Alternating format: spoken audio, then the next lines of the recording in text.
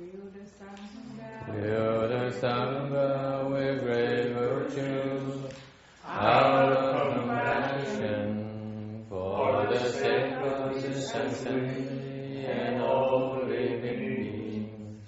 Please turn the wonderful Dharma wheel to teach us how to leave suffering, attain bliss and birth and death, and quickly realize non-birth.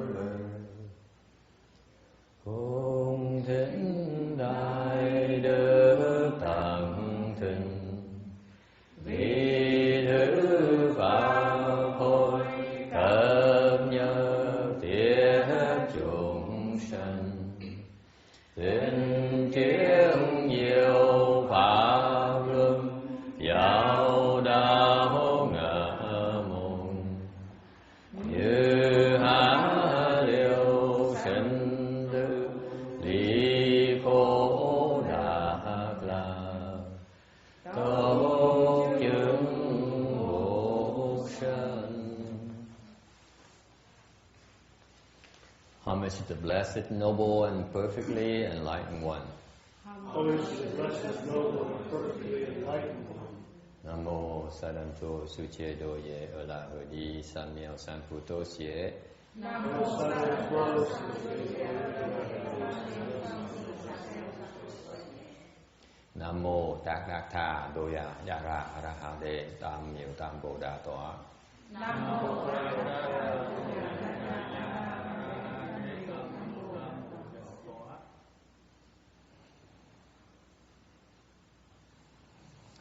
The unsurpassed, deep, profound, subtle, wonderful Dharma in 100,000 million aeons is difficult to encounter. Now that I've come to receive and hold it within my sight and hearing, I vow to fathom and thus come one's true and actual meaning. Wu shang shen shen wei miao fa, fa hei jian wan jian an zao yu, wo jian jian wen de shou shi, yan jie ru lai zhen shi yi. Buddhas and Bodhisattvas, Amitabha Buddha, Venerable Shenhua, all Venerable Bhikshunis, all good advisors, Amitabha.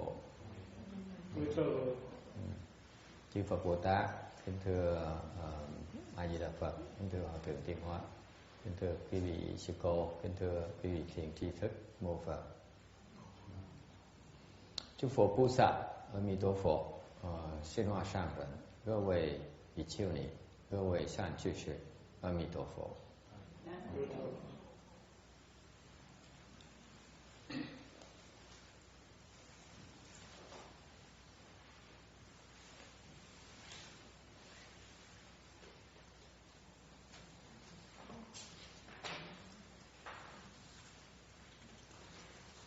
Today is a very joyous day for me.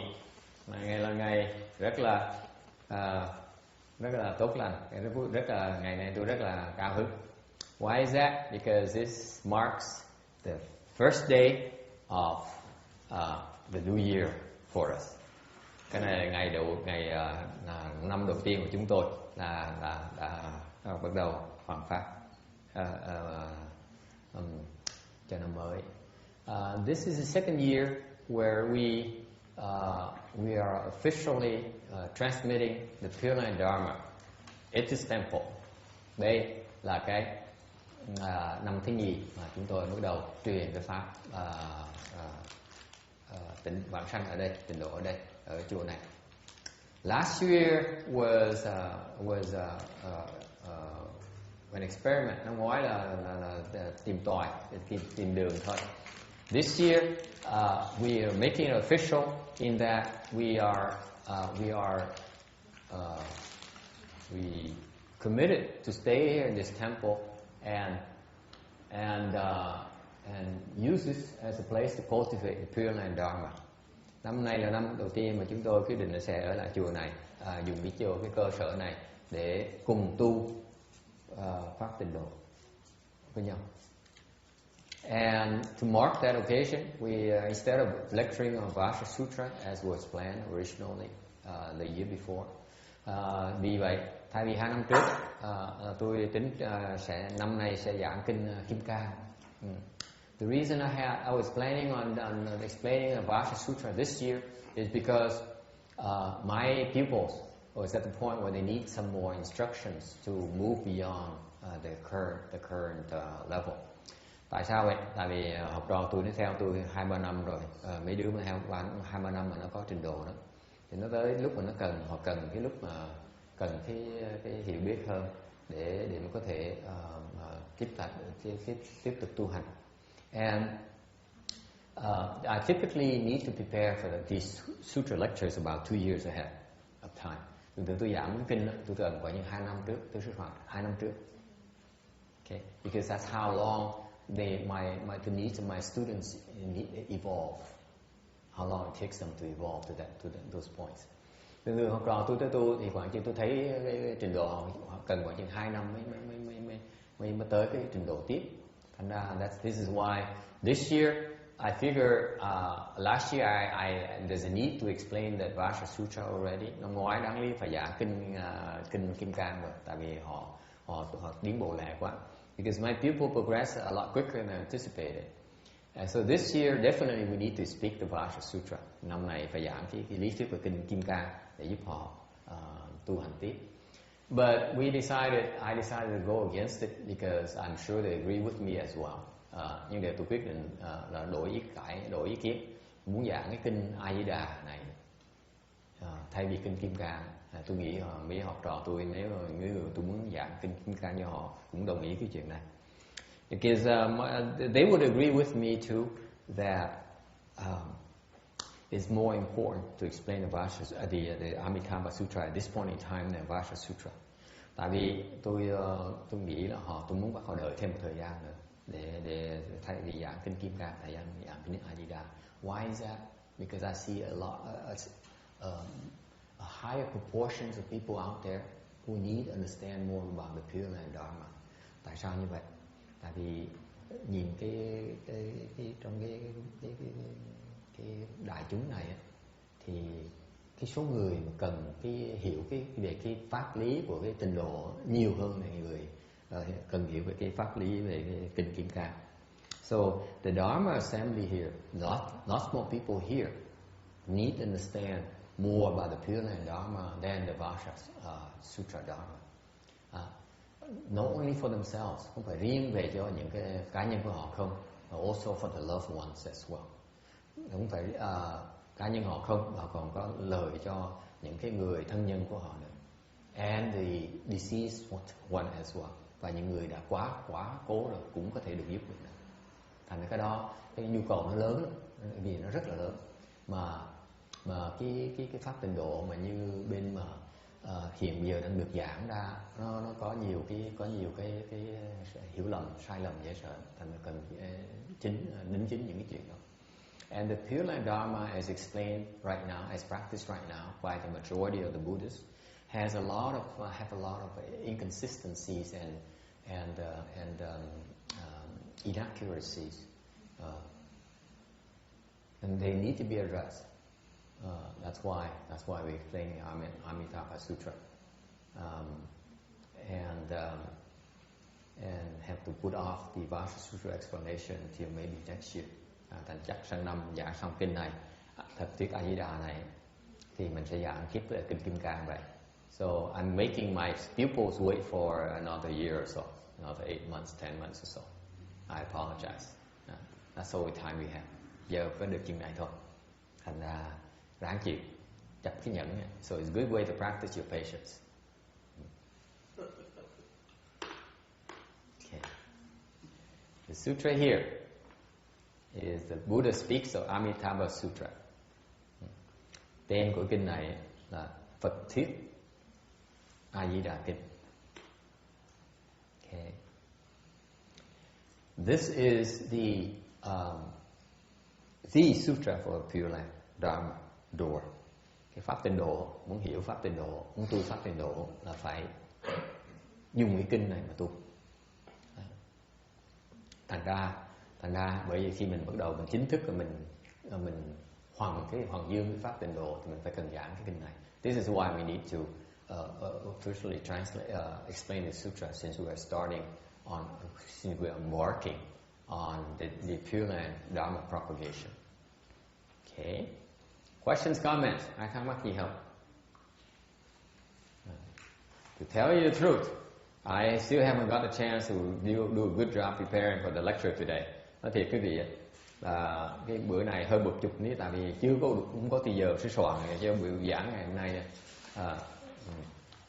Bận rộn quá đi. We went through a 2 week the two week intensive training.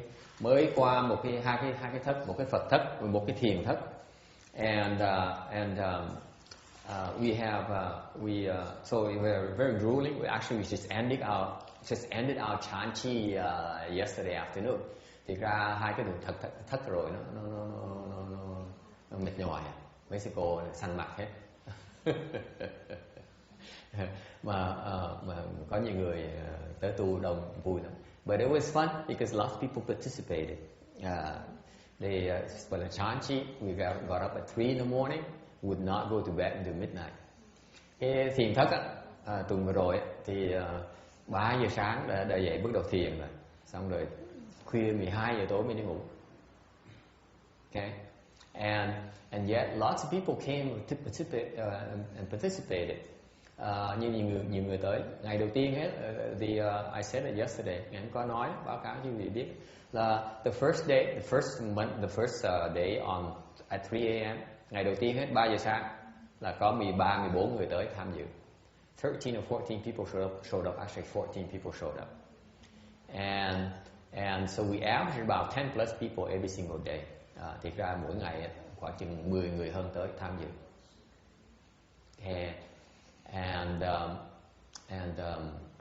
So I was very impressed.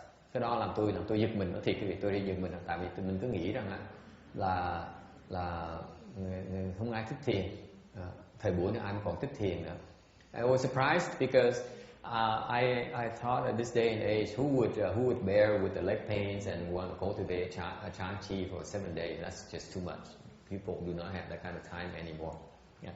And yet lots of people still came and participated. So I was very pleasantly surprised.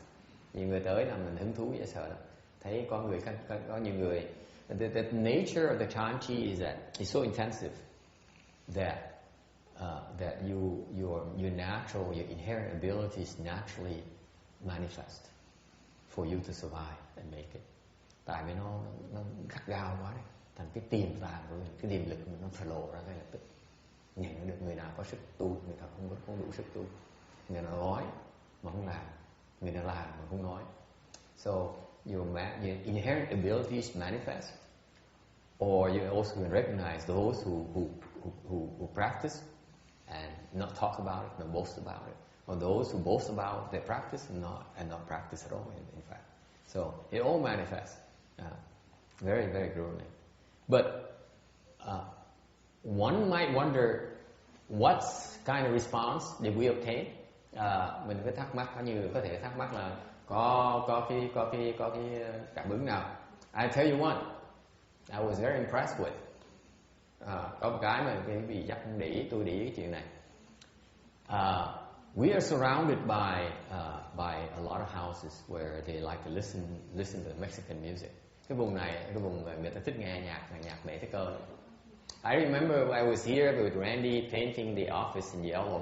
Cách đây vài tháng tôi với ông Randy tới ban ngày trong tuần sơn cái văn phòng ở trong màu vàng cho nó màu vàng cả xa. And then Randy and I was working in the afternoon, and what did we hear? Mariachi music. Ngay trong tuần was it Tuesday or Thursday? I forgot. Was on a weekday, right? Buổi chiều, trong ngày thường, khoảng 2-3 giờ chiều.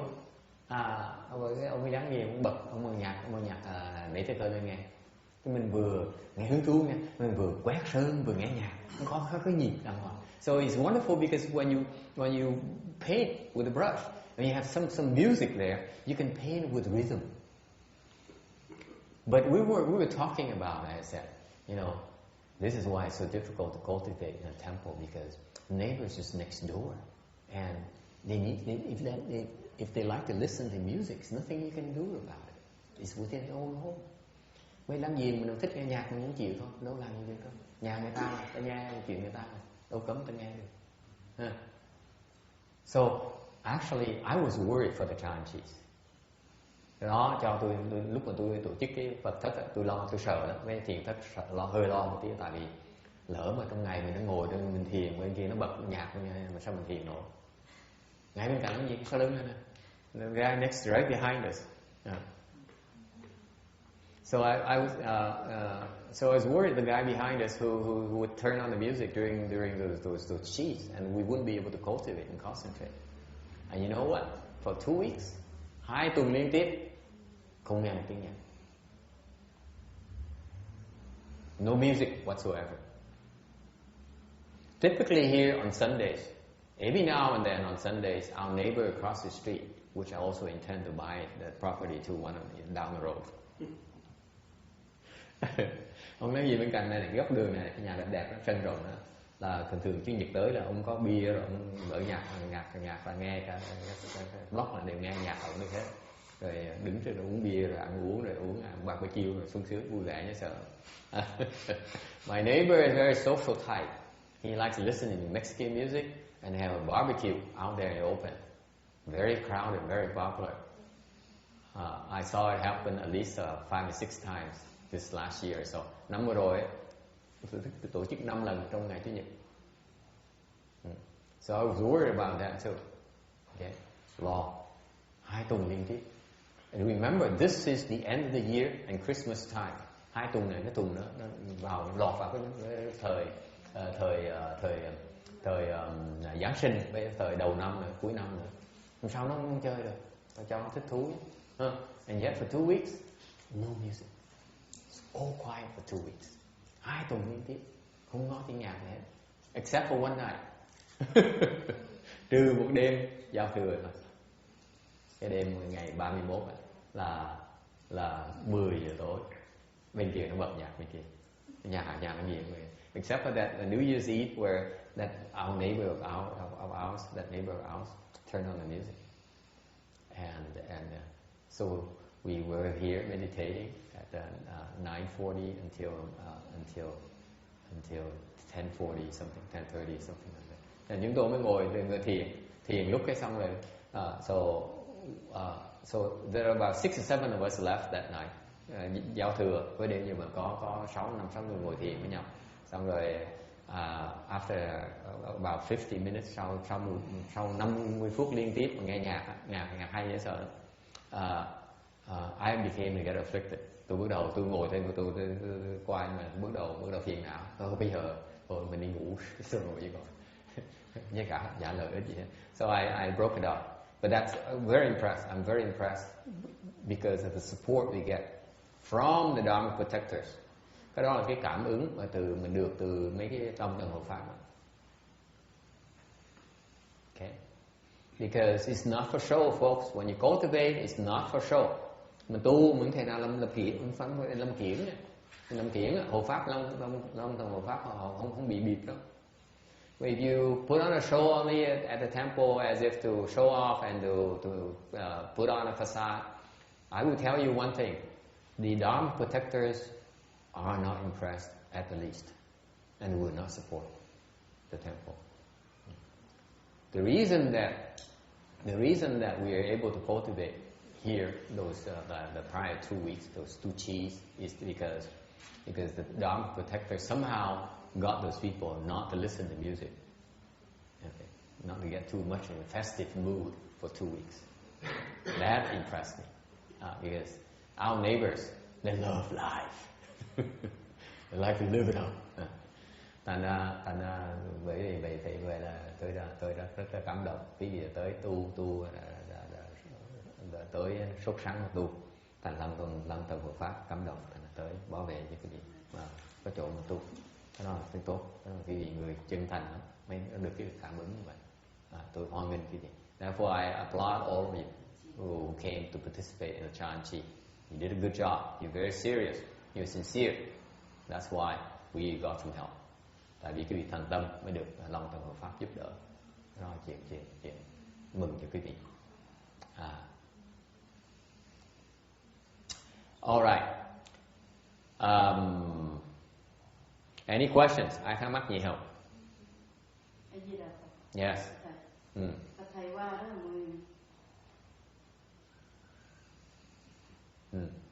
14 ngày thầy không có ăn á, nên sao thầy mà ngồi vậy đó được? Con rất là cảm động. She asked why is it I fasted for 14 days and I was able to sit here and function. I fasted for 18 days already, so 14 days is nothing.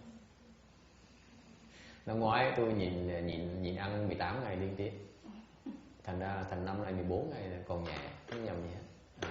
Chưa nhầm. Actually, so the 14 days is kind of not too bad for me this year. The change was that I decided to also function here as a host as well. Cái khác biệt là năm này đó, thay vì năm ngoái mình không ăn đó, thì mình ở nhà mình ngủ lên ngủ xuống thôi, ngủ gà ngủ gật thôi. Còn năm này mình không ăn mình phải làm việc, thành nó khó hơn tí xíu. But maybe I lucked out too in that I obtained a response as well. Năm nay cũng nhiều khi mà hên tắt nhờ phước cái gì đó. Maybe it's due to your help as well, to your sincerity as well. Tại vì because I figure the first week is not bad. Lúc mà cái pháp đó cái phần đầu nó nhẹ, nó không sao hết. Cái phần sau càng ngày nó càng khó. The latter part is the harder part because I would tell you the first week you experience tremendous thirst. Cái phần đầu tiên đó, khát nước dễ sợ, uống bao nhiêu nước cũng đủ, không được uống nước. Okay, so the Dharma, the practice, I cannot drink too much water the first section. So you go into tremendous thirst. Mới biết được cái khát là cái gì. Cái khát thì hết sợ luôn. Okay, and then the second week is when it gets worse. It gets a little bit worse. Lần phần thứ nhì thì nó khó hơn tí xíu. Thì biết khó chỗ nào không? You know what the difficult is on the second week? You crave for food. Cái phần thứ nhì á, đói ăn. Đói rồi. You go very hungry and you need food in your system. Your system is not designed to function without food all these years. Cơ thể mình trước giờ mình cần đồ ăn trong người mình mới hoạt động được. Mà không có đồ ăn, nó chịu rồi, nó điên. And he falls thinks about food all the time. Cứ ngồi còn tưởng đồ ăn không. Nghĩ đông, nghĩ tây, nghĩ sớm, nghĩ sáng. Khi nào cũng nghĩ đồ ăn hết đó. And you know the worst part, cái mà khổ nhất á, không phải cái vọng tưởng không á, mà người ta ăn, mình kỵ cái gì dễ sợ không? The worst part is you smell the food. It's the worst part. Năm ngoái á, lúc mà tôi luyện ở nhà thì nhà tôi có 2 anh em thôi. Last year when I was doing this thing here at home, it's only my brother and myself in the house. So I avoided him the whole time until nighttime. That's when he eats his dinner. Thành né nó được. Buổi trưa mình ra thì mình né nó được. Như đều tới buổi tối thì cậu mới ăn tối. So what happened is you've been to my house, those who've been to my house, you know, his room is down the hallway from mine, so he passes through mine all the time, every night. Okay, cái phòng cậu là ở dưới phải đi ngang qua phòng tôi. Thành tối nào cậu mới lấy đồ ăn, hít đồ ăn, không đồ ăn nữa, xong rồi đem đồ ăn đi ngang qua phòng tôi. Okay, so every night he would go and fetch the food from the kitchen, you know where the kitchen is, walk down the hallway to his room. And that way he passes through my room where I meditate. Trong đó tôi núp trong đó. Mỗi lần đi ngang như vậy, cái mùi đồ ăn đó, nó thoảng qua dưới cái cửa. So what happens every time you walk by my room at night with his food, his bowl of food, the food odor would seep through the opening under my door and go to where I was sitting. On my area, and you know what? It drove me nuts. Điên luôn. Nói thiệt cái gì? Mấy ngày đầu điên luôn. Đói quá. The thing about the hunger pain is really suffering. Cho nên thì cái gì bệnh hoạn gì bệnh hoạn, tôi sợ nhất là cái bệnh đói. The hunger pain is the worst I experienced so far in my entire life. Really. Nó thực kỳ biết cái đói, cơn đói mà nó cào trong bụng, nó cực kỳ là khổ không thể tưởng được. Mình why is it so difficult? Mình mệt lả này, mình thèm ăn này, mình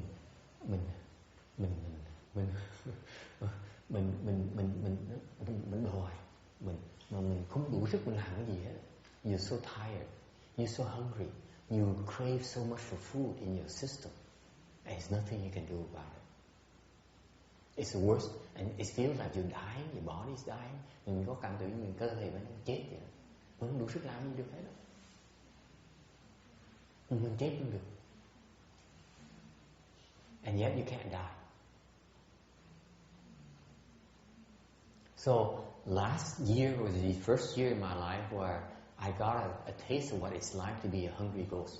Năm ngoái là năm đầu tiên mà trước giờ tu chỉ là nghĩ, chỉ nghe diễn tả là cái tù ngạ quỷ nó khổ dễ sợ, mình biết khổ cho nó ra sao. Cái khi mình chịu cái cơn đói mình mới hiểu cái khổ nó chắc nó còn khổ hơn mình. That's why the first time last year was that first time in my life I experienced hunger pangs, and that gave me a taste of what hungry ghosts, the state of hungry ghosts is like. And I was convinced that theirs is much worse than mine was last year. The worst part, folks, is that you want to die because it was so much suffering and you can't die. Cái khổ dễ sợ, mình khổ, mình cực khổ quá đi, lúc đó mình muốn chết luôn đó. Lúc đó mình sẵn chết là mình được giải thoát. Khổ độ như vậy luôn, mà chết không được, phải ngồi để mà chịu đói tiếp. You have to live and suffer the hunger pangs. It's incredible feel of suffering. So to have food, go by and smell the food, it really didn't help my cause. Mỗi lần buổi tối mà đói, mình đánh cơn đói nó tới, một ngày tới 3-4 lần. So the hunger pangs would come about 4 times. 4-5 times, 3-4-5 times every day.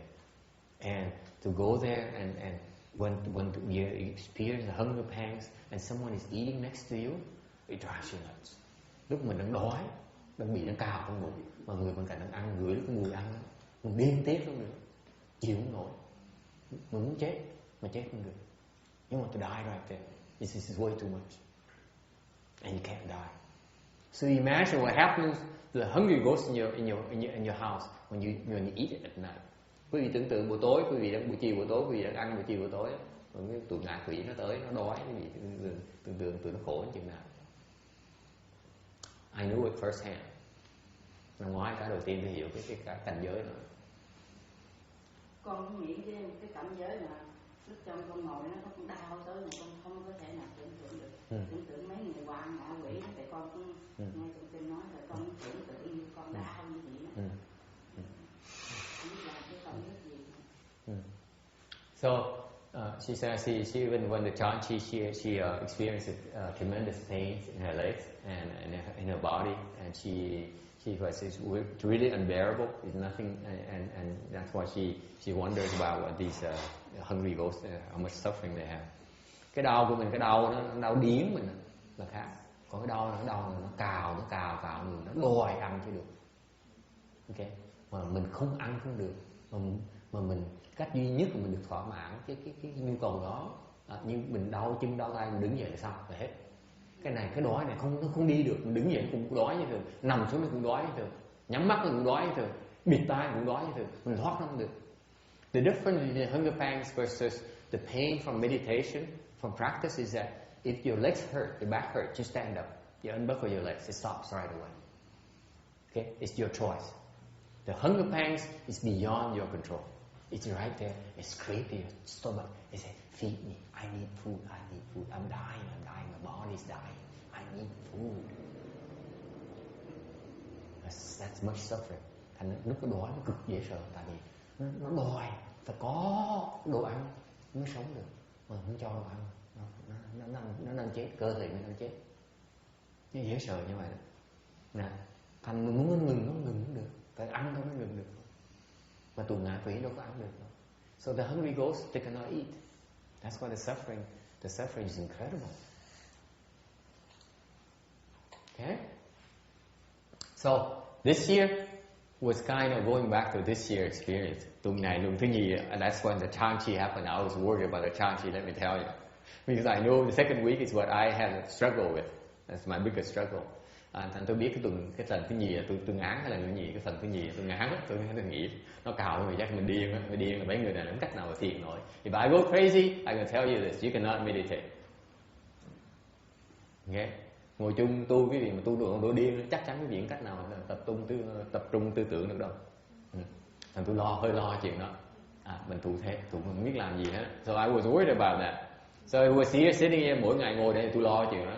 Thiệt cái gì lo lỡ nó tới một cái là mình điên là họ chạy hết.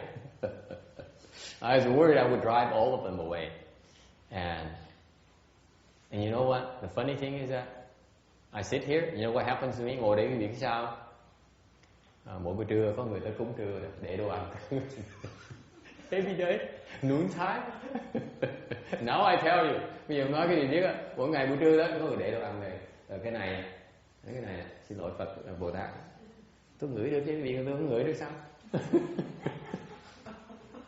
Every day, first morning, ngồi đây một cái là ngửi được cái mùi này, cái mùi bưởi mà. I smell this right away. It's very fragrant, very gentle, very the entire day. Từ 3 giờ sáng tới 12 giờ tối ngửi được cái này, cả ngày luôn này. Buổi trưa thì được ngửi đồ ăn này. Xong rồi qua trưa mình cúng ngọ mình ngửi được đồ ăn, nhìn đồ ăn, ôi là ngon quá, bữa nay đồ ăn sao ngon dữ. So not only did I smell food the entire day, or I have offerings here during lunch and so on, I can smell them. Or then I would, or during the Phổ Chi, I could walk over there and do the lunch ceremony with them. I could look at how great the food, it looked like, the food smelled like and looked like. So guess what happened? Chuyện gì xảy ra? Hoàn toàn không đói một ngày.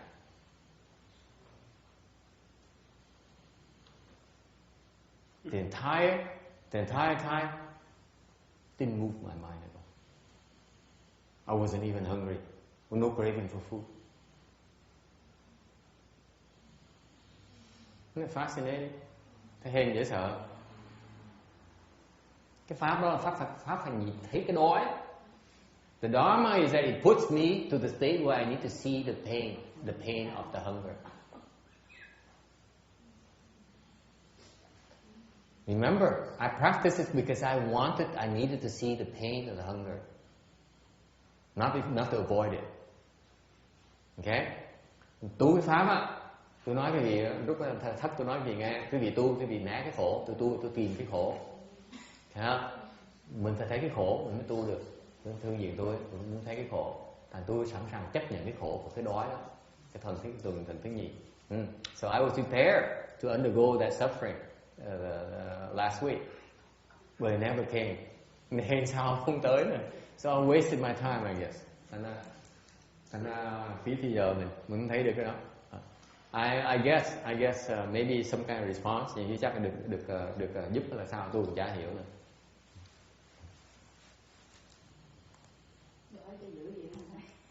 Kinh hoàng, nó dễ sợ, kinh hoàng, khủng khiếp. Bởi vì con ngồi đó, thầy kia chéo chân mình sao chéo nổi mà ra bên không biết đâu. Xong rồi con thấy nghe thầy bỏ cái chuông cái mừng quá chứ. Được chạy tội. Con cái ngồi một tiếng hồ như ngồi một ngày vậy. Nó dài đến như vậy đó. She never practiced Chan before. She never practiced before, and for her to go through entire days, consecutive days like that with training, intense training, and that was extremely painful. So every session, 1 hour session, was very tough for her. So.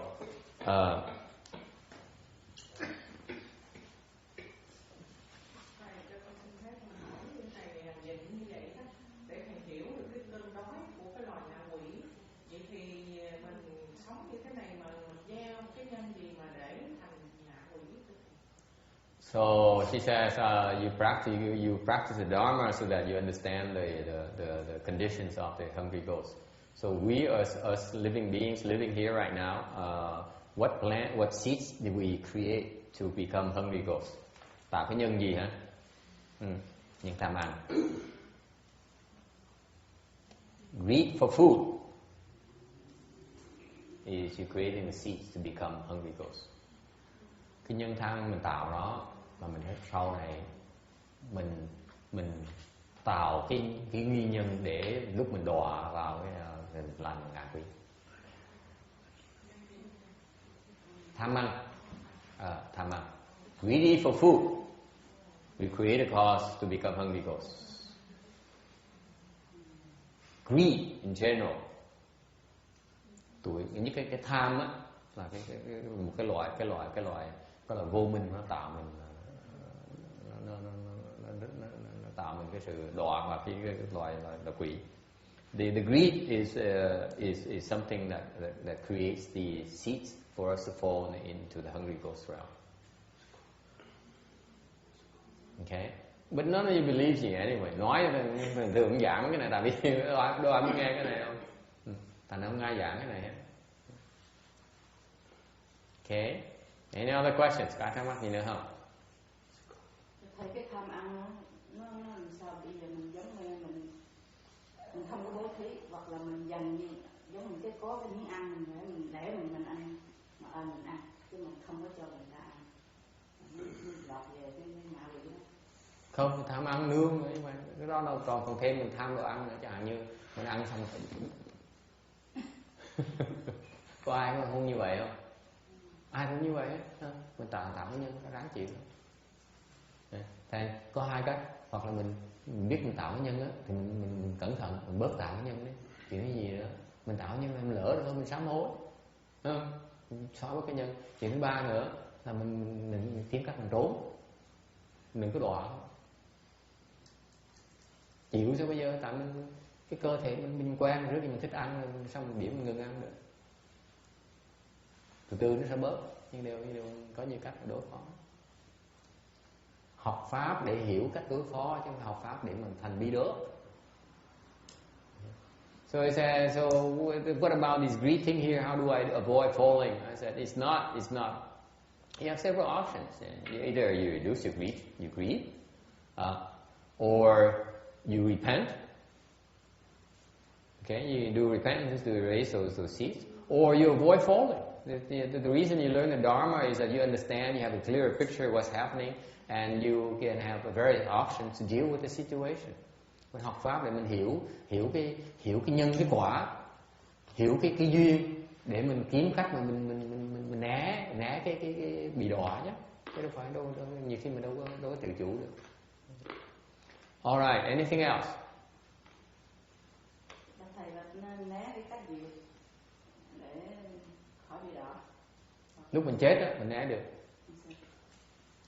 So he said, how do I avoid? She doesn't care about it. She has no control whatsoever. Mọi người hoàn toàn thiếu tự chủ này, không thích sám hối này. She doesn't like to repent. It's too much work.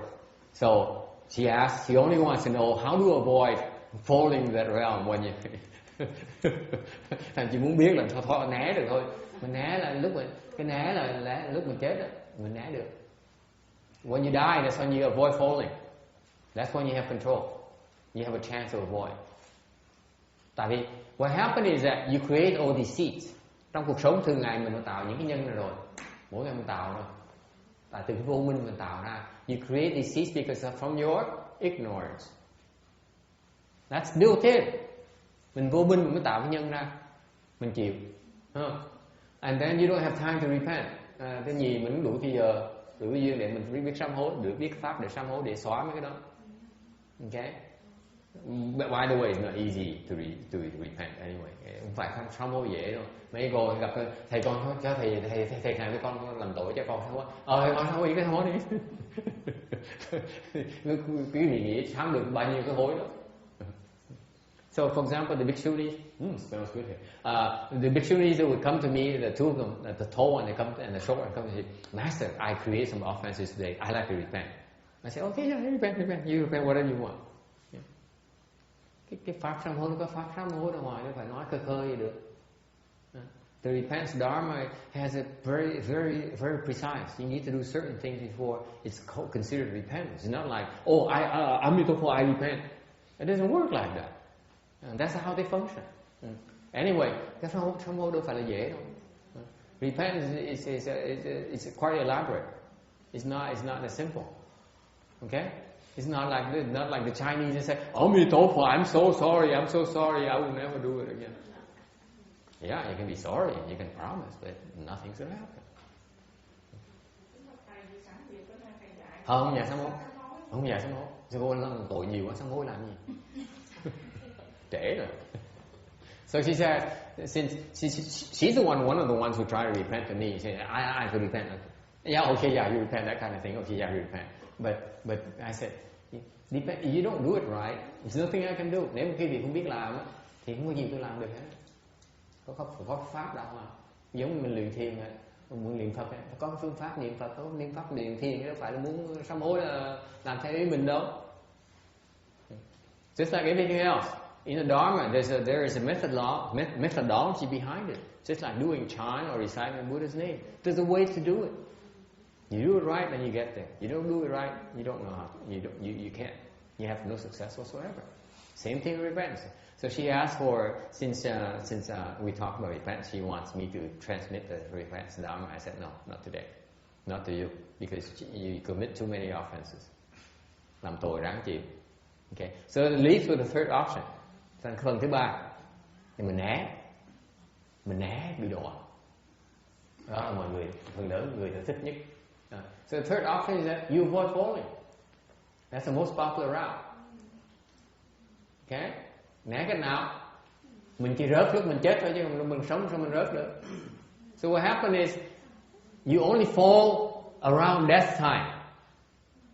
As long as you're alive, you're still okay. Lúc mình còn sống thì chưa sao hết á, lúc mình chết mình mới lo thôi. So you avoid falling during death time. That's when you get help. Thành ra lúc mà mình chết á, mình sợ đọa, mình cầu cứu tam bảo. You ask her from triple jewel so that you don't fall. Thì cầu cứu mà được cứu thì phải rớt thôi. So you're lucky. You ask the right kind of help from the right places, then you don't fall. It's that simple. Dễ nhất, không? Mình thích hợp cho thời buổi văn minh này nhất. So it's the easiest and the most appropriate for this day and age. Yes. Any questions, comments?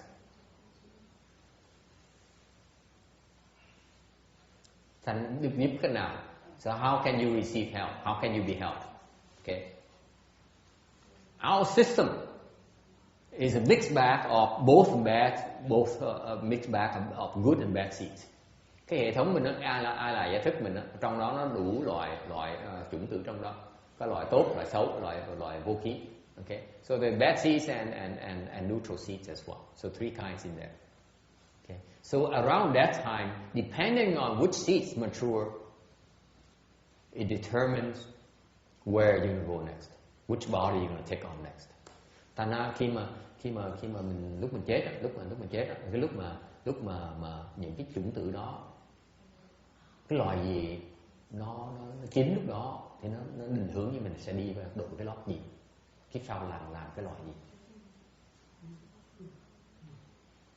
Okay, so providing help to you means that we influence these seeds, which one matures, which one, and prevent which one from maturing, well, postponing the maturing of the other kinds of seeds. Nên cái sự giúp đỡ quý vị là sao? Là người ta có đủ sức để quý vị giúp ảnh hưởng cho những cái chủng tử tốt á, nó chín trước những chủng tử xấu, thì mình không bị đọa, gọi là né. So evasion means that you only postponing these bad seeds maturement, whereas you precipitate, speed up the maturity process of the good seeds. So therefore you go to the good places.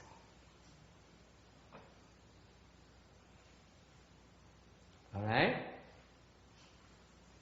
Thắc mắc gì không?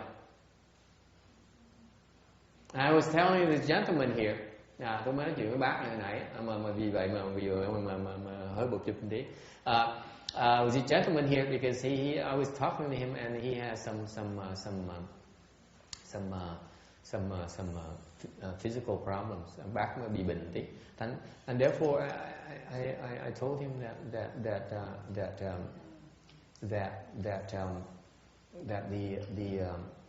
I asked him to remember to seek help when around that time. Vậy tôi mới nhắc lại lần cho bác với gia đình bác biết đó. Lúc mà mình qua đời đó, lúc mình cần sự giúp đỡ. Because the reason being because right now he has some kind of some brain tumor. Okay. Bác bị ung thư trong đầu, người ta chữa đỡ một phần rồi. So he got some medical help, and I said, and yet he's still very weak. He still needs further help. Bác vẫn cần giúp đỡ. You know, that comes only one debtor. Đó là một người nợ thôi, nó tới nó đòi một cái là mình thất điên bắt đạo đó. Okay. Around that time khi mình chết á, là cả trăm cả vạn người nợ, chủ nợ tới nó đòi mình. Around that time you'll be faced with tens upon thousands of hundreds of thousands debtors coming to make the claims. Right now, this body, when your mind is still sane, when you still have control of your faculties, one debtor you can't handle it. What makes you think you can handle 10,000 of them around that time? Ngay bây giờ mình vẫn còn sức khỏe, mình còn đủ lý trí. Một người chủ nợ tới nó đòi một cái là mình chịu không nổi.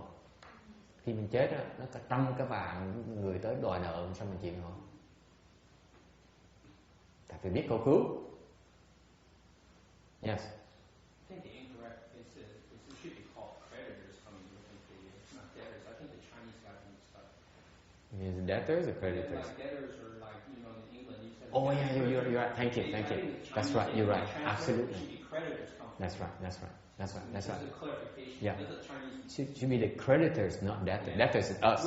We're We are the one who owe people. Yeah. Okay. Ông nói tiếng Anh, tôi dùng chữ tiếng Anh trật. Even the RBA. I think it's a Chinese thing when you it's the way the Chinese. Yeah. Try to. You have to ask a Chinese person. Yeah. Isn't that right, Amy? My teacher. The Thai chủ is actually creditors, not debtors. Right? Yeah. Okay. Ông sửa đúng, tại vì cái chữ tàu dịch ra bên Phật người ta là chỉ dịch ra là chữ trật, tại là phải đúng là về về chủ nợ mình đó, không tới nó đòi. Nó phải đòi chứ. Nó biết nó rủ nhau tới nó đòi mình chịu gì nổi. Bởi vì vừa né mà vừa cần giúp đỡ. That's why you need help around that time. Okay. Any other question? Ai thắc mắc gì nữa không? Okay. We go through this slide here. Let's move to the next slide. Slide number 2. Okay. Okay. Cái gì?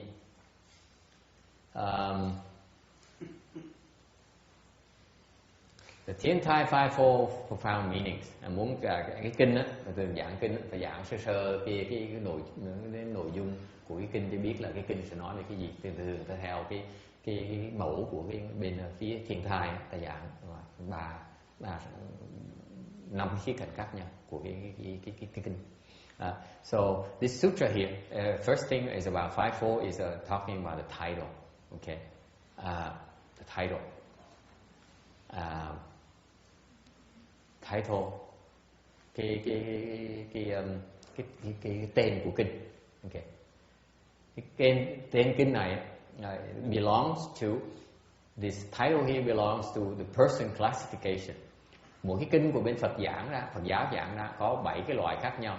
Thì cái loại có một loại là cái loại kinh, cái tên kinh này là gì đó đề cập cái tên con người thôi. Okay.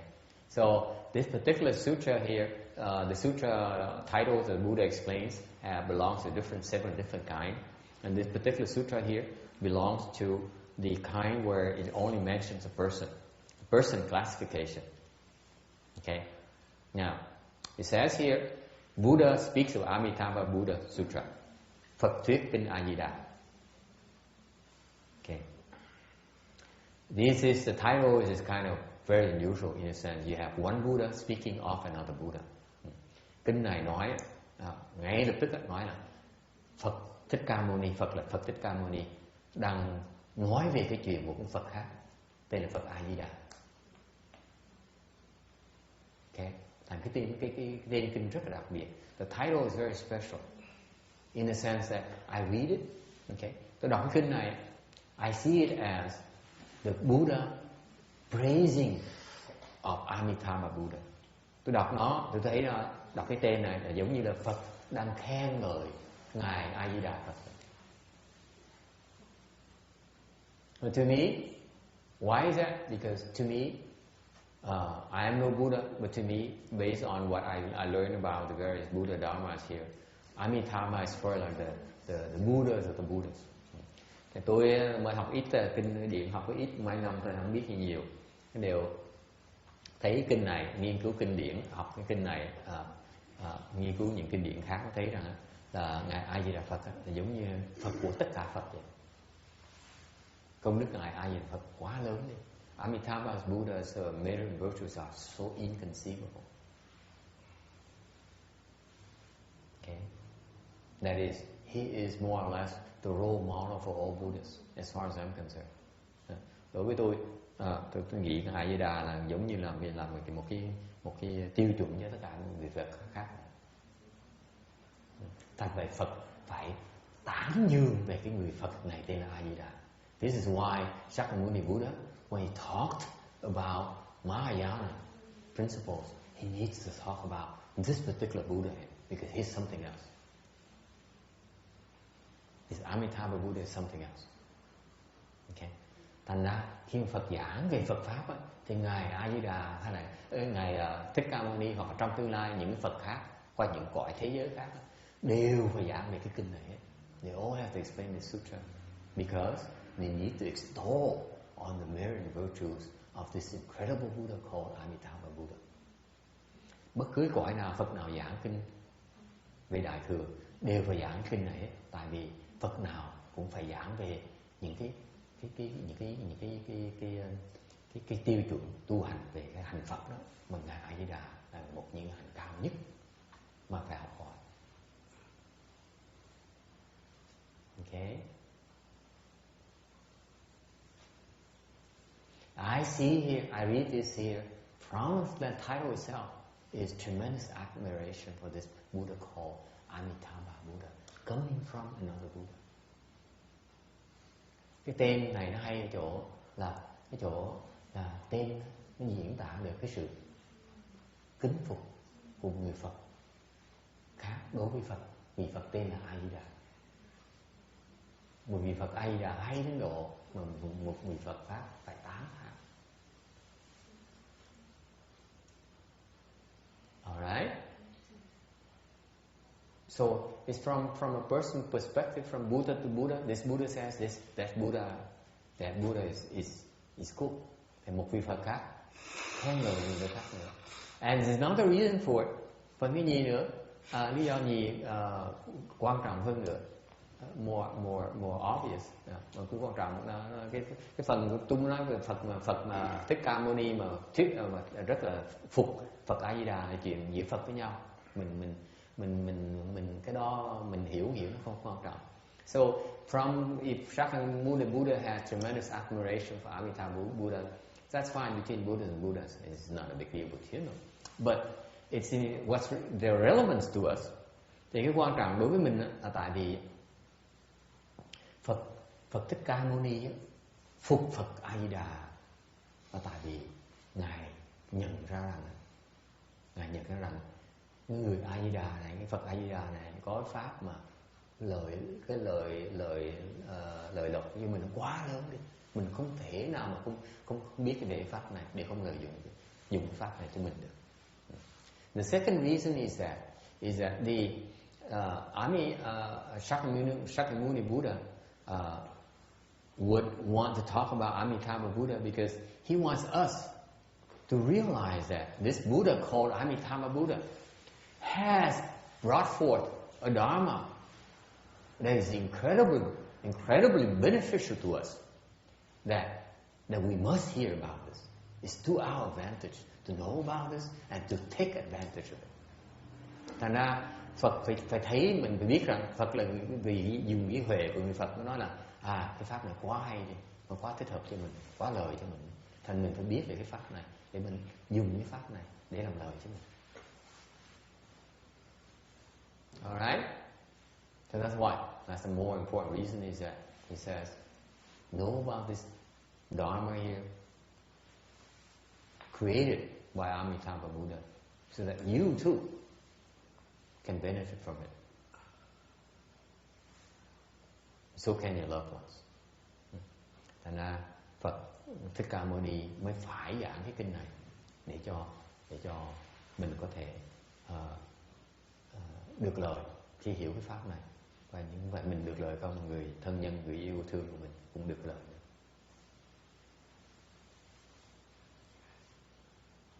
Right? Questions, comments? Thắc mắc gì không?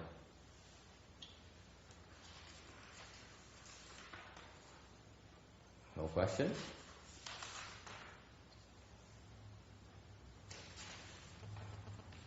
Okay. That's talking, just a precursor, just a preliminary talk about the title itself. Okay.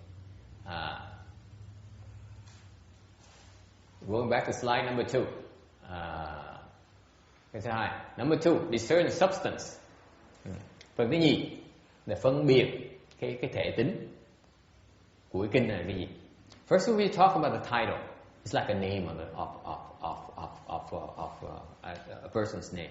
Cái tên kinh giống như cái tên của một người, mình phải biết cái tên để mình biết loại là người này người gì, biết gì đó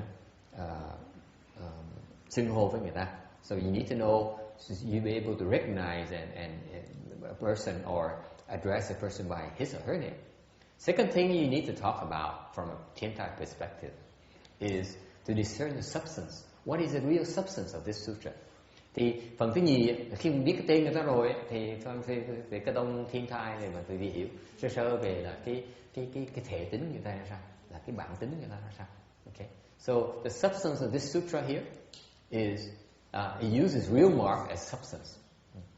Cái thể tính cái này là gì? Cái này là thực tướng làm thể. Okay. So what is real mark? Thực tướng là gì? I know I have a lot of people who are quite knowledgeable about Buddhism. Please tell me out, what is real mark? Có nhiều người biết về Phật pháp lắm á. Yêu cầu quý vị nói pháp cho tôi nghe. Phật pháp là gì? What is real mark? Sự相, sự怎么样，是什么？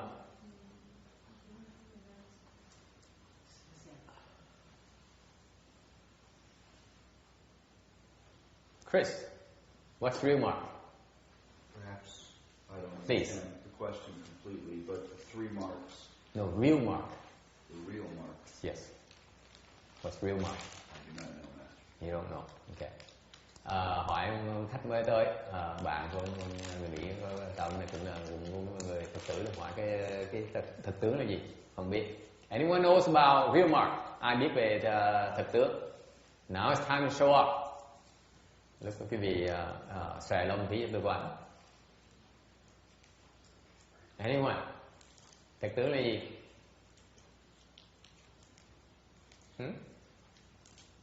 Thưa thầy, theo con nghĩ là con đọc được cái đọc sách thì không biết nó có đúng hay không hiểu con chỉ diễn tả theo cái hiểu biết của mình. Thì trong sách có nói rằng thật tướng á, là cái tướng chân thật, bất sanh bất diệt, đối với thời gian và không gian, là cái tướng mà lúc nào nó cũng tồn tại, không bao giờ bị diệt theo thời gian không gian. Real mark, based on his reading of the sutra's text and his research, real mark is something that is real. That's what the name real, the term real comes from. It's true. Okay. It's not subject to birth and death. Okay. And it's permanent. It doesn't change, whether in space or time. You buy that? Ai đồng ý không? Ai không đồng ý không?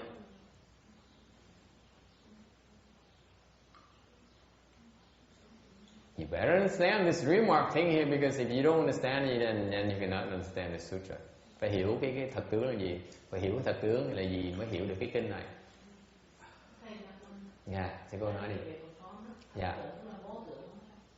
She says, from her perspective, real mark is no mark. Okay? Anyone? You could say real mark is no mark, but you could also say real mark is all marks. Ông đang nói Phật tướng là vô tướng, nhưng Phật tướng cũng là tất cả tướng, nhất thiết tướng. Okay, that comes from Master Chay Noy. Cái đó là tiên hóa ông dạy đó. Okay, is that right, Randy? Is that where you got it from? Yeah, I think so. Somewhere there. Yeah, that's what he speaks about all the time. Yeah. I don't know what it means. No one knows what it means. Trust me. Ông nói cái đó phải là hóa giảng, cái hóa giảng như vậy. Tôi không hiểu là cái ý nghĩa gì, tôi không chả hiểu ý nghĩa gì hết. Đọc vậy thôi chứ không chả hiểu cái đó có nghĩa gì chứ. Yes, John in the back. John in the back. Sounds like real mark. The only thing that relates to me is the state of having no thoughts. Ông nói đối với tôi á, ông làm nghiên cứu đủ thứ loại tôn giáo. Ông nói là đối với tôi cái thật tướng là cái mà không có tư tưởng, mà là thật tướng. No what? No thought. No birth of any thoughts. No birth of any thought is not real mark. It's not real mark. No pain. Huh? No pain. No pain is not real mark. Ông hỏi, and this is very important distinction here. Cái thật tướng ông nói là không có tư tưởng, cái đó là trật, không phải là thật tướng. Tại sao vậy? Thì cô này phải biết chứ. Hả? Tại sao không có tư tưởng không phải là thật tướng? Why is it no thinking, no thought does not mean that it's real mark? Because you have a contrast, real mark has to include thoughts too. You can't have to say, oh, it's all no thought, but you can't say it's one or the other. It has to include both. It's non-dual. Has to embrace. That's a real mark. Yeah, the real mark has to embrace everything. The real mark is real. Everything is real, and yet not real. So that is not duality. Real mark is not duality. Beyond duality. Duality. Real and not real. That sounds like a duality. Huh? It's real and not real sounds like a duality. If you express it that way, yes. But if you understand it the way it should be understood, then it's not duality. If you stick to the words, then it's duality. You don't stick to the words, then it's not duality. Never mind, it's a little bit beyond you. Okay. Let me go back to the non-thought. It's not real mark. The non-thought is not real mark because the arhats have no thoughts. Tôi giảng tại sao mà cái vô tưởng, vô tư tưởng không phải là cái phải thật tướng. Vô tư tưởng phải thật tướng, tại cái vô tư tưởng là người A La Hán đắc là cái cảnh giới người A La Hán không còn tư tưởng, không có suy nghĩ nữa, hết suy nghĩ rồi. The arhat no longer has to think, puts a stop to his mad mind. Người A La Hán đã chặn được cái tâm mình nó ngưng làm việc rồi, cái lục thức nó ngưng làm việc rồi. Alright, so he produces no more thoughts. Người A La Hán không còn tư tưởng nữa. Điều người A La Hán vẫn chưa thấy được cái thật tướng. But the arhats cannot see the real mark yet. He's still very far away from the real mark. Còn xa đó. Cái cảnh giới mà ngừng cái tư tưởng nó ngừng đó, nó còn xa cái thật tướng dễ sợ, nó xa không thể tưởng được. It's so far away from the real mark as a matter of fact. So that's why real mark is not no thought. Is it clear? Okay. Hiểu rõ chưa? Vô tư tưởng không phải là thật tướng. Okay. So what is real mark? Ultimately, text, have you seen all that? Can you put it all together? What's real mark? I keep reading it, and I never understand what it is. Real mark. Hey, text, it took me several years. I read it for several years. I couldn't understand it either. Right. Ông nói ông đọc cái này mà không hiểu vậy. Tôi nói tôi không vậy. Tôi đọc 7-8 năm trời. Tôi đọc tôi không hiểu vậy. Thì đọc rồi, đọc như bè thôi. Đọc tôi lầu như bè. I could recite you a whole like 5 sentences, a whole paragraph of what real mark really is based on a definition. Có tôi có thể lúc trước tôi học cái này tại không hiểu. Thành mình như thầy không hiểu dạy tôi nha. So when I was studying Buddha Dharma, I didn't understand these things, so I reverted back to my late father's advice. He said, you don't get it, you memorize it. Ông dạy sao? Ông nói, sau này thầy sẽ thường đi giảng mấy cái này. Người ta hỏi, mình biết bí mắc cỡ lắm. Thầy học thuộc lâu hết mấy câu này. Hoặc là hỏi cái là ai mà hỏi là thấy cái hoặc hốt một cái là xảy sổ là hết. Mình nghĩ tổ hòa tâm tinh, nghe không chị?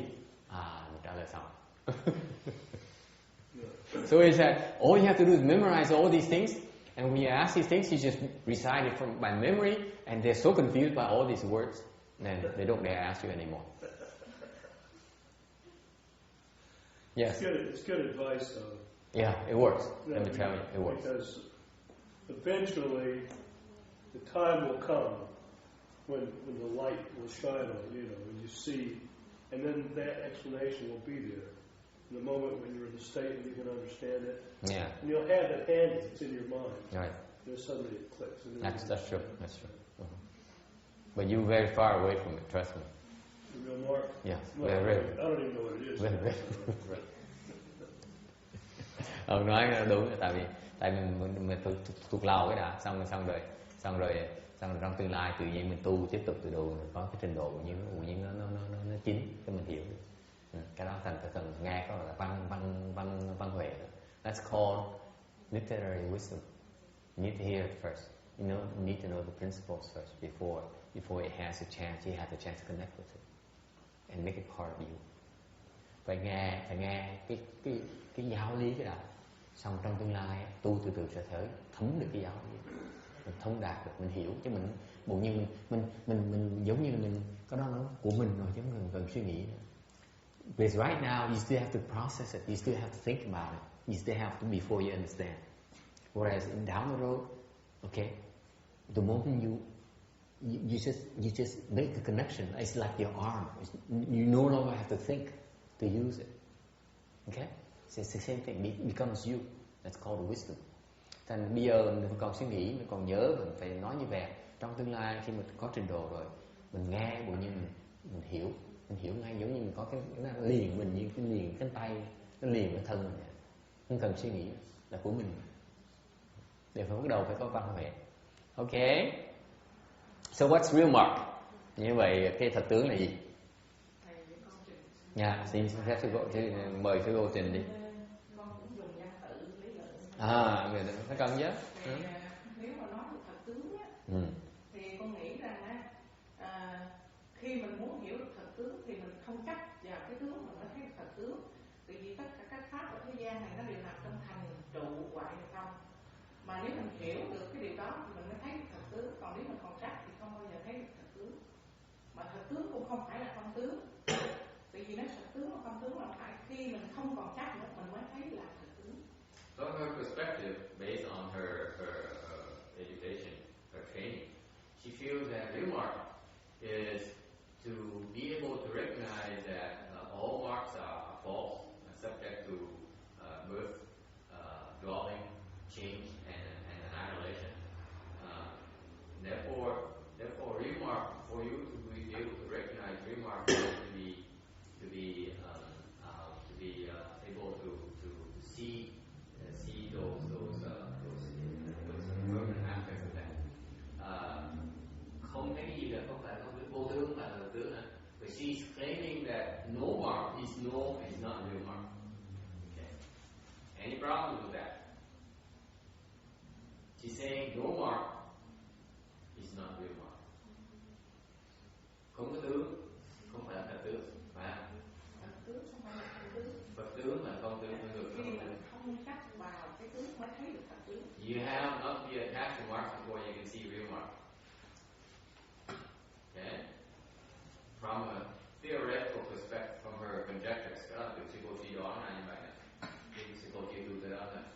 hasn't been there yet, so that's why that's how she deduces it, that he came up that through the uptrip. Yeah, so what's that? What's the relationship of the mark and eight consciousness? Is there any relationship? Hỏi là cái tướng với là cái tám cái thức đó, eight or eight. Eight. Cái A là giải thích nó liên quan với nhau. Not directly relationship, because remark basically remark. Eight and consciousness is basically one consciousness. It's a different thing. Remark is consciousness. Yeah. No, remark is just remark. Consciousness is consciousness. It's different things. So how does remark relate to anything? Thầy xin nói giống như con suy diễn cái bản thân đó, tức là trước kia đó có cái lượng như nói là tu còn nhỏ mấy chục năm, mà thật sự bữa nay con thấy là từ hồi xưa giờ mình cứ chắc mình tu mấy chục năm rồi có tu, nhưng thật sự là cái tướng của con tu, mà thật sự bây giờ đó từ khi trải ra phát hiện đó con thấy con có tu 30 mấy năm trước con có tu, mà hiện tại con chỉ tu có một tuần lễ thì hết ra đó, thì con thấy thật tướng tu của con này, nên con mới trình nó cô vậy cũng gặp như là người thay vì cô this is where you think you understand and you don't. She said that she's insisting on the not attaching to the marks before you can see the real mark. Okay. Now she said, for example, she's been in Bhikshuni for 35 years. Practice as 35 years as Bhikshuni. And now after going through these 2 weeks of chant training, she's like she had before the 35 years are really nothing at all. Now she's really considered to cultivate just this last 2 weeks of last 2 Gs. And therefore I'm getting close, she's getting closer to the real one. I say this, no. And I say, you're wrong. What's wrong with that? Instead of attaching to 35 years, now she's attaching it to 2 weeks. It's still attachment. Thay vì cô chấp còn 35 năm, như cô chấp còn 2 tuần thôi, vẫn không chấp như được, trả thì có trả cho 2 hôm nữa. No progress whatsoever to me.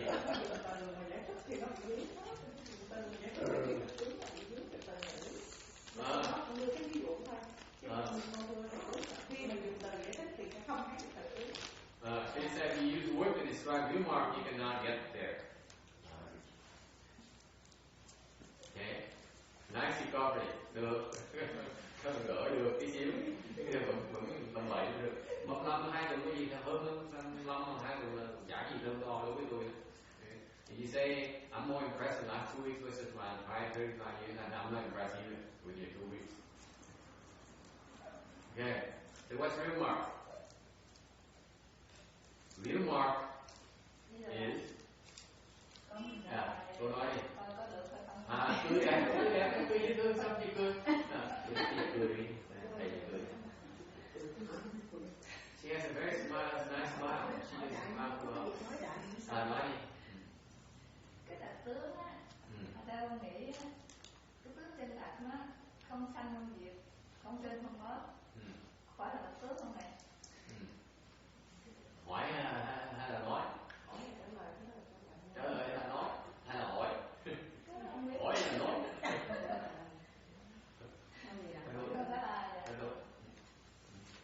She said, real mark is not born, not produced, not destroyed. That's real mark. But what's the difference from no thought? You're only talking about thought. She's talking about anything. That's anything that's not produced, not destroyed. How many things are there? Huh? How many things that fit that definition then? How many things? Mm-hmm. Everything. I'm sorry? Everything is subject, is not subject to birth and death. You ask me. Ông hỏi hiểu khác biệt giữa cái hồi nãy ông hỏi đó, một cái tư tưởng không sanh không diệt, vô tư tưởng là thật tưởng nó đâu có. Sư cô nói đâu khác gì, nó khác gì cái tư tưởng đó. Cái này sư Hải Tình nói là tất cả đều bất sanh bất diệt, không nói tư tưởng, mình tất cả không có ủa có mấy thứ mà không có mấy thứ mà không sanh không diệt. Tôi nói tất cả đều không sanh không diệt, theo hỏi rồi.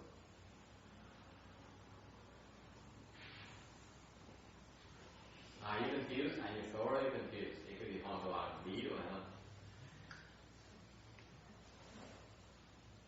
Yeah? Are you stuck? Yes, John. Can you give me 2 examples of real mark then? 2 examples? Just 2. Okay. You and me. But we're subject to birth and death. So we're not it. Not to me. Not to me. Because I don't look at you as a birth and death. I don't look myself as birth and death. okay, I see what you're saying. You see yourself birth and death. I don't see birth and death.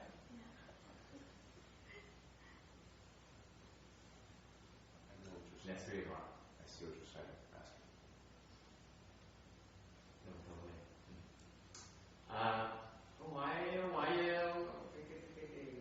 Ngọc nó dữ lắm. Có hai mắt vàng như thế này. Như cô cẩn thận nó hỏi là dữ, hỏi là hóc búa không à. Mỗi ngày nhớ nhắc là nó là hỏi ngân thôi. Là cái gì mình kẹt. Oh, you remind him that you are a dangerous guy. So one more question per session. There's a Torah here in the Phật temple, okay? Because there's so much we can take. Hỏi thầy nói cái gì mà Phật tướng ấy, thầy cho tôi cái ví dụ được không? Cho tôi 2 cái ví dụ được Phật tướng được không? Nói được chứ. Hỏi cho nó có chùa mà chùa có nhiều có chùa lắm. You ask me from a temple, Vietnamese is like temple property needs trees. Chùa thiếu gì không cho? Hỏi cho hay ngại gì? Cho 2 cái cho gì? Thầy cho tôi ví dụ 2 cái là Phật tướng là gì? Tôi nói ông với tôi 20 là Phật tướng. Kỳ đấy. Sao kỳ dữ đấy? Ủa? Tại sao kỳ? Tại vì nghe cái đó này. Đối với tôi, ông là Phật tướng. Đối với tôi là Phật tướng. Ông là tôi. Ông chưa thấy Phật tướng. Còn mình thấy Phật tướng thì mình mới dám nói. Ông chưa thấy. Không mình dễ sợ. Nó lại dễ sợ.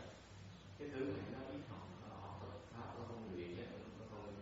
For someone who does not know that much of Mahayana and who does not even cultivate, doesn't even use chantis to understand that principle that quickly, I'm impressed. I'm really impressed. Excellent. Excellent job. You should be up here. We're not giảng cái này khác. Thật tướng là cái gì? Thật tướng là cái gì? What is real mark? Real mark is the truth. Thật tướng là cái sự thật. Well, your truth can be different in mind, right? So what is the real truth? Only one truth. Either you see it or you don't. Ước bắt Phật tử này nhớ one hard question nha. Nhớ mặt người. Ước asked, Ước said, but your truth is different than mine. I said, it's only one truth. Một cái ông nói là cái sự thật của thầy khác này của tôi. Nếu nó thật thì có một sự thật, sẽ có 2 sự thật được. It's only one truth. Otherwise, how can there be truth? Nếu sự thật cũng có 2 cái phương diện khác nhau, sao mà gọi là sự thật được? Nếu sự thật có cái trái, cái phải, sao gọi là sự thật được? Có một cái thôi. Không gọi là thật. So I don't understand your answer to John saying that, That's why you not know. So I commended him. You're an engineer, and he said something else. It's his job, you're an engineer. Engineer has different limitations. John has different limitations. He can't cultivate, and he's not studying engineering stuff like you are. Không phải tại sao con hiểu thầy cái thầy khác cái hiểu con hiểu con cho hiểu tại sao hai cái khác nhau nữa. Với khác nhau kiểu một bên đó là người ta không cho một bên ông ước là ông kỹ sư cũng kẹt của kỹ sư, còn ông kia là kẹt của cái ông khác. Thế kia ông kẹt không tu được coi như ông bị kẹt ông kỹ sư, ông kỹ sư không tu được chứ ông lại người đã bị kẹt cái kia. And what's the truth? Real mark is what? Real mark is the truth, first of all. Okay? One truth. Therefore it's called real mark. Tại vì sự thật nó có một cái sự thật duy nhất mới gọi là sự thật tướng được. Nếu trong sự thật đó có bất cứ gì giả, không thể gọi là thật được. Whatever is false in there cannot be called truth. Okay? So far so good. Okay? And why is that John is true? And why I say John is true, I look at John is true, I look at myself as true, but John disagrees with me. Tại sao tôi dám nói là ông John là thật, tôi cũng là thật, tôi thật tướng, ông John là thật tướng. Mà ông John nói là tôi không đồng ý với thầy, không đồng ý là vì ông tôi không thấy thật tướng, ông thấy cái giả, tôi thấy thật tướng. Tôi mới dám nói ông là thật tướng. Tôi thấy thật tướng của ông á, ông không thấy được, ông chỉ thấy được cái giả tướng của tôi thôi, ông thấy được cái giả tướng của ông thôi. He only can see his false self, he can only see my false self. That's why he cannot see the real mark. That's why real mark is everywhere. Vì vậy, thật tướng nó tất cả đều là thật tướng hết. Khi mình thấy thật tướng rồi, nó tất cả gì là thật tướng hết, không có gì là giả hết. Until you get there, everything is false. Trước khi quý vị tới đó, cái gì cũng trật hay cái gì cũng giả. Kháng chịu. Therefore, shame on you.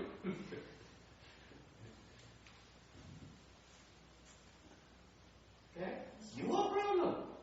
Đó là vấn đề quý vị, là vấn đề của tôi đâu. Không thấy thật tướng là kháng chịu. So you can't see the truth. One truth. Okay? What is supposed to tell you? Có nghĩa là gì nữa? Nó có thật, nó có giả đâu luôn nữa.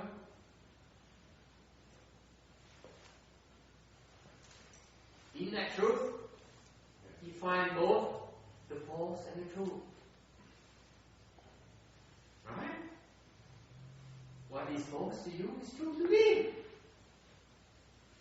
Tại vì cái gì giả đối với quý vị á, đối với người ta, người khác này, cái đó là cái thật. Sao nó là giả được? Nó là giả của một người thôi, chứ một người khác thì nhìn là thật.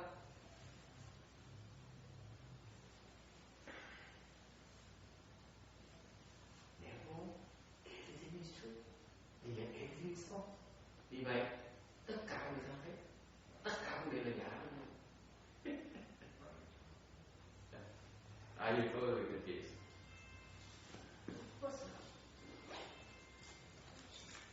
Thế nó quan không?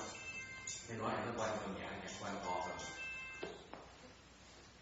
Không hiểu không? Có hiểu không? Thưa thầy, con không có hỏi cái này.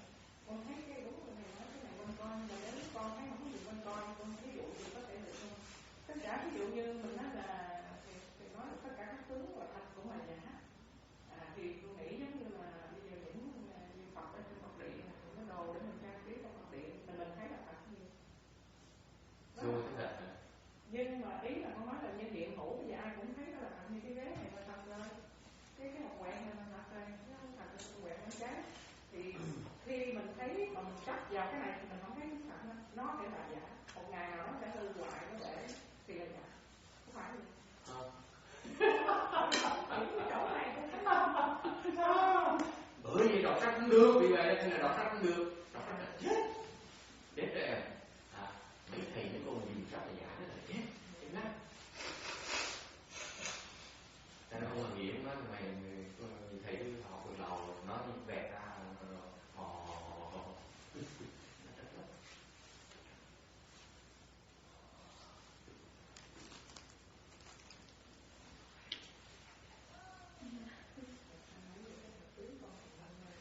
hiểu được.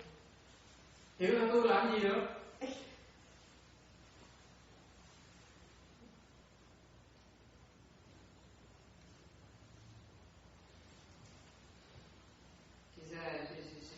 She's trying to explain to me to see if she gets the real thing true, and I basically told her that no, she still doesn't get it. She mixes the real mark with attachments. Cô vẫn lộn xộn giữa cái chấp trước chấp tướng với lại sự thật tướng.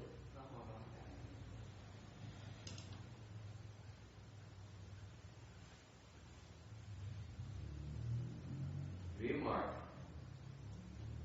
is the truth of the universe. Cái thật tướng là cái sự thật của cái loại, của cái pháp giới này. Cái mà quý vị gọi là pháp giới, cái sự thật của cái quả sống này, có cái sự thật nó mới gọi là mới có cái thật chứ. Whatever exists here, whatever is real here, that you cannot see is real. Just because you cannot see does not mean it's not real. First of all, thứ nhất, mặc dù mình không thấy được cái thật tướng, nhưng mình có thể tin rằng thật tướng có thật, có gì thật đó mình không thấy được không? Đồng ý không? And we all agree on that. There's something real that we not see. That's called the truth. Cái sự thật đó, có sự thật đó, mặc dù mình không biết, nó vẫn có chứ, vẫn có thật chứ, đúng không? Right? It's very important you to understand that that thing is called real mark. Cái đó là thật tướng, mặc dù mình không thấy được. What we can only see, okay, is the falseness within that truth. Cái mình chỉ thấy bây giờ, mình chỉ thấy được á, mình thấy được cái giả trong cái thật tướng đó thôi, mình chỉ thấy cái thật trong cái thật tướng.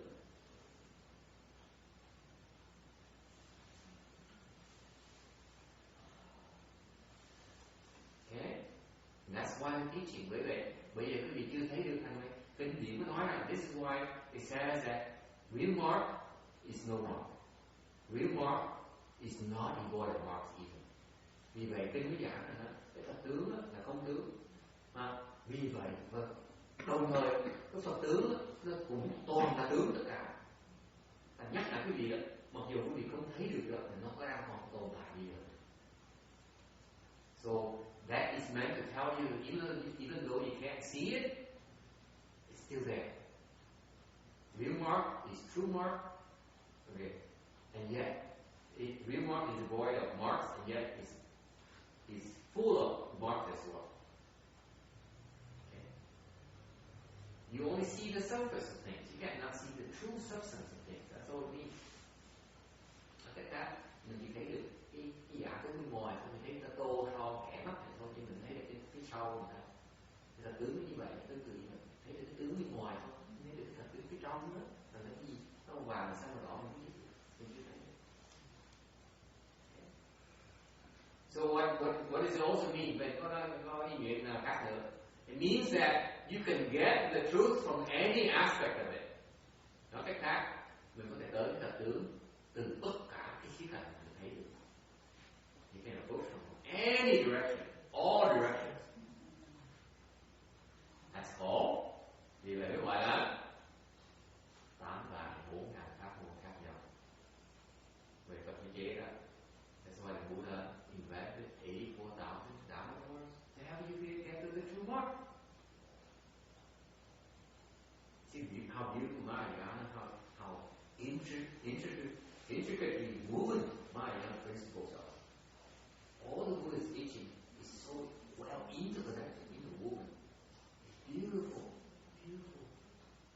landscape and described in the Dharma Phật giảng và kinh hay dễ sợ. Tại những người này nó có liên kết nhau sự chặt chẽ độ thành ra Phật diễn tả ra một cái pháp giới thì mình thấy mình chưa hiểu cái sự liên quan với nhau.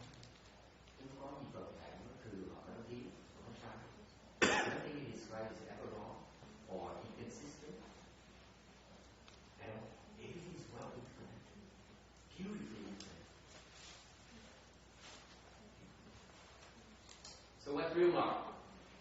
Real mark is something that is true, that we can access through the falseness we perceive.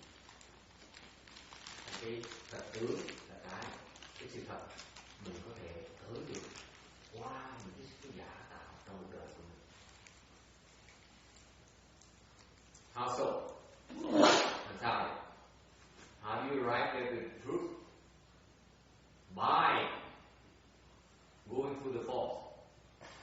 Our falseness, my falseness, your falseness, each and every one of us falseness, we can use it to get to the truth. Cái hay ở chỗ là mỗi cá nhân mình thấy cái giả của mình ở mỗi mình thấy cái giả đó, mình có thể dùng cái đó để tới được cái sự thật. Chứ không phải là quy được dùng cái giả của tôi phải dùng cái giả của gì mới tới được. Mỗi người mình đều có thể tới được bằng qua cái phương tiện của cái giả của mình, cái trật của mình tới được. You can all get there through our own conditions, through our own falseness. We can all get there. That's what the Dharma is. Pháp là như vậy. Pháp đại thừa như vậy. That's Mahayana. Okay? How do you get there? Sao tới đó bây giờ? It's not easy. Yeah? Đâu có dễ đâu. I get there through cheesecake. Tôi nói một cách là chúng ta ăn cheesecake. Người khác thích ăn phở. Someone else likes to eat pasta. Okay? Someone else prefer French cuisine. Người khác thì thích ăn phương Tây. Ôi, có cái sở thích khác nhau, cái chất lượng khác nhau. Những cái đó đều có thể dùng để mình đạt được cái chân tướng này. All of those constraints can be used for us to reach to the truth.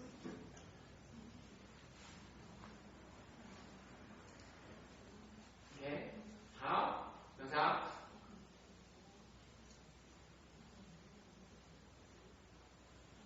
By peeling away those layers of attachment to the untruth before you see the truth. Mình nghĩ là cái nhìn thấy là giả, lúc đầu mình bóc nó ra, cái mình lột cái bỏ coi như gì? Vỏ chuối hoặc là vỏ chuối hoặc vỏ thơm. Cái thu hôi cái ra thu hôi mà là hành tỏi, hành đó, mình bóc ra một lớp, xong bóc thêm lớp nữa. Okay. So it's like the onion, you peel one layer. Of course, you peel one more layer, it gets thinner, nó nhỏ lại. So you peel one layer, the onion, the untruth you have here, your perception of untruth. Cái hành như vậy. This is the onion. You peel one layer, the untruth becomes smaller. Okay. Cái giả cái hành đó, lột một lớp thì cái giả nó bớt hơn tí. Lột lớp cái gì cái giả nó hơn tí. Every single layer you peel off, the untruth gets smaller, smaller. Hàng ngày mình bỏ một lớp thì hàng ngày thì cái giả này nó càng nhỏ. Tới lúc cuối cùng còn gì? Còn gì? At the end, what have you got left? She said the kernel. See, the typical non-food, typical farmer. What left? Yeah. There's no onion. Nothing real more. Mất hết rồi, trong cái đó là sự thật.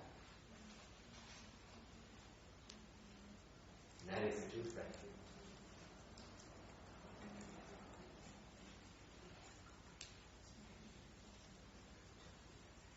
Nghe hiểu không? Since I cannot describe to you what real mark is, I can describe to you the process of you get there. That's what the Buddha does. Thành ra tôi không thể diễn tả được cái gì, cái thật tướng là cái gì, để có thể diễn tả được cái gì, cái phương pháp tới thật tướng. Thì đó là thì Phật giáo chỉ có thôi, nói được em hiểu được làm đi. So that's what the Buddha says. That's what the Buddhist teaching, the essence of Buddhist teaching right here. Cái đây là cái tinh túy của Phật pháp ở đây chỗ này đó. Phật không thể nào giảng cho mình được. The Buddha cannot possibly describe the truth to us. We have no way of comprehending it.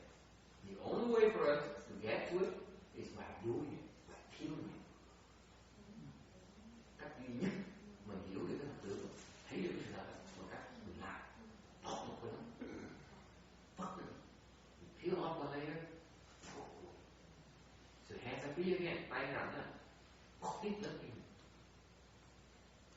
So your hands are free, then you can use your hands to feel it up and not on there, and throw it away again. Keep feeling. Then you get to the truth yourself. That's Mahayana. It's not about understanding, John. It's about feeling. Thành ra cái hiểu pháp đại thừa nó hay của nó không phải là ngồi nghe cái hiểu với chứ. Cái hiểu nó có đâu. Cứ hiểu là cái này tốt, cái này xấu, mình cũng làm như vậy thôi. Mình hiểu để làm gì? Mình hiểu ra, mình hiểu cái này là không tốt cho mình, còn cái này tốt nó ra, xong vứt. Xong thấy cái này vẫn chưa tốt, còn cái này tốt nó ra, vứt. Làm như hoài thì chung quy mình thấy được sự thật là cái gì? Lúc đó gọi là hiểu. Then you call it understanding. Before that, it's called false thinking. Trước đó chỉ là vọng tưởng. Để sao như vậy? All your knowledge, all your 20 years, false thinking. You buy that?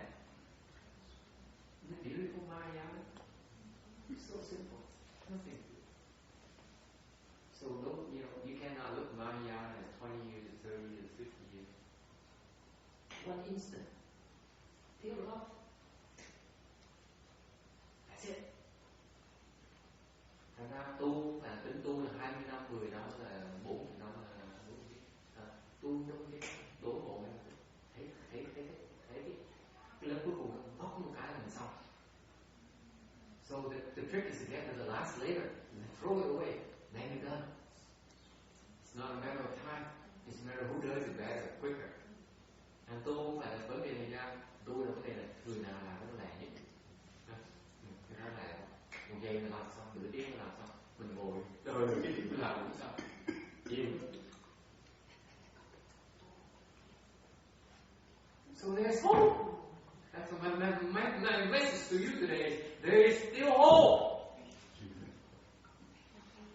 Thành ra đừng ngơ mặt nhìn tôi. Cái này tôi nói cái gì vậy? Là vẫn còn hy vọng nữa đó. Tôi bóc cái cuối cùng thôi. Nó gì phải lo đó. Nothing to worry about.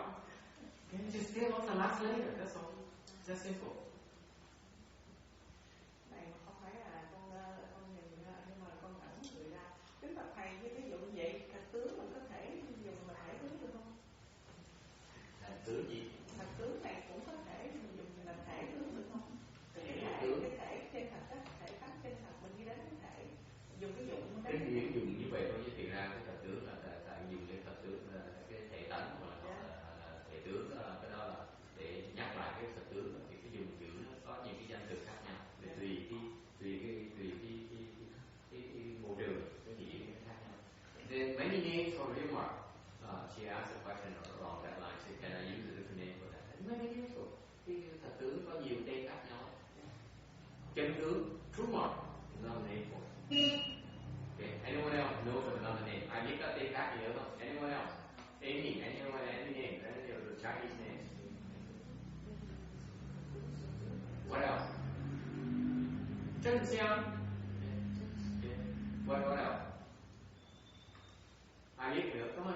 You guys have seen these terms before. Huh? What? Thầy không biết cái trang gọi là nhờ kiện hữu tượng, với ký tượng có chuyện như nào? Nhờ kiện hữu tượng là ký tượng có chuyện như nào? Ký tượng, hữu tượng là ký tượng. Thật tướng không là ký tướng, cái từ của tôi thấy này. Nhiều mà thật tướng, ký tướng cũng chưa đủ. Ký tướng là không phải tướng. Nhưng phải tướng đâu phải là thật tướng. Lúc kinh như nào gọi là nhờ kiện hữu tượng, ký tượng có chuyện như nào? Hai phần góp lại những cái ý là what's another name for it? True suchness. Chân rủ. Chân như. Nghe rồi phải không? I heard of that before, right? Các bác nghe cái chuyện chân như rồi chứ mà. Chân như là các tướng. Chân như đó. True suchness. Chân rủ. Đó.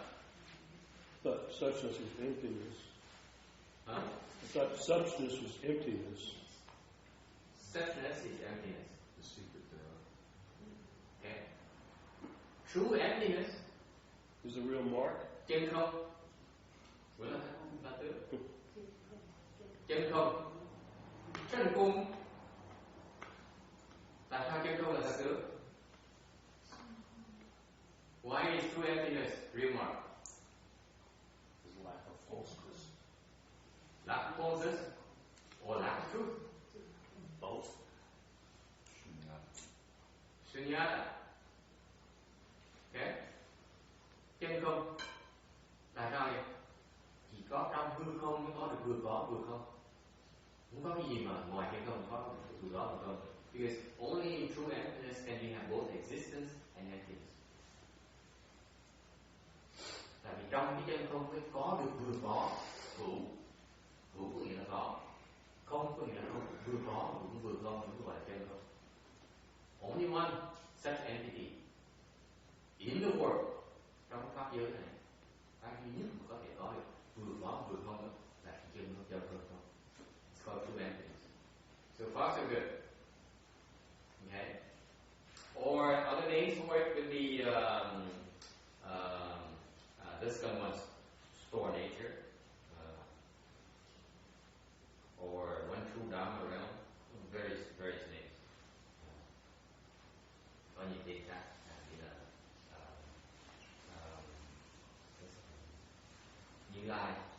Như Lai tạng tính, hoặc là nhất chân pháp giới. There's many names. Okay. It basically real mark is the entire universe. Cái thật tướng là chân pháp giới, tất cả pháp giới là thật tướng.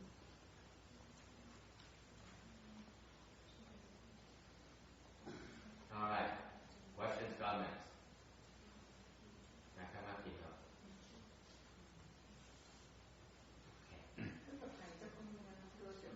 Giống như thầy nói hồi nãy là ví dụ như cái của hành á, mình lột từ cái vỏ, mỗi một cái vỏ mỗi lớp mình vớt đi, cuối cùng không còn gì hết. Có thể là như vậy. Giống như là trong cuộc sống mình từ nhỏ đến trưởng thành mình chấp trước nhiều quá, mình sống trong vọng tưởng, bây giờ mình hiểu được rồi, mình vứt bỏ mọi cái vọng tưởng rồi mình lột bỏ cái vỏ hành bỏ đi. Rồi mà cái bản chất thực thể của mình á là thanh tịnh. Thì khi mình vứt bỏ hết những cái vọng tưởng thì cuối cùng mình sẽ còn được thanh tịnh như lòng. Không dám được.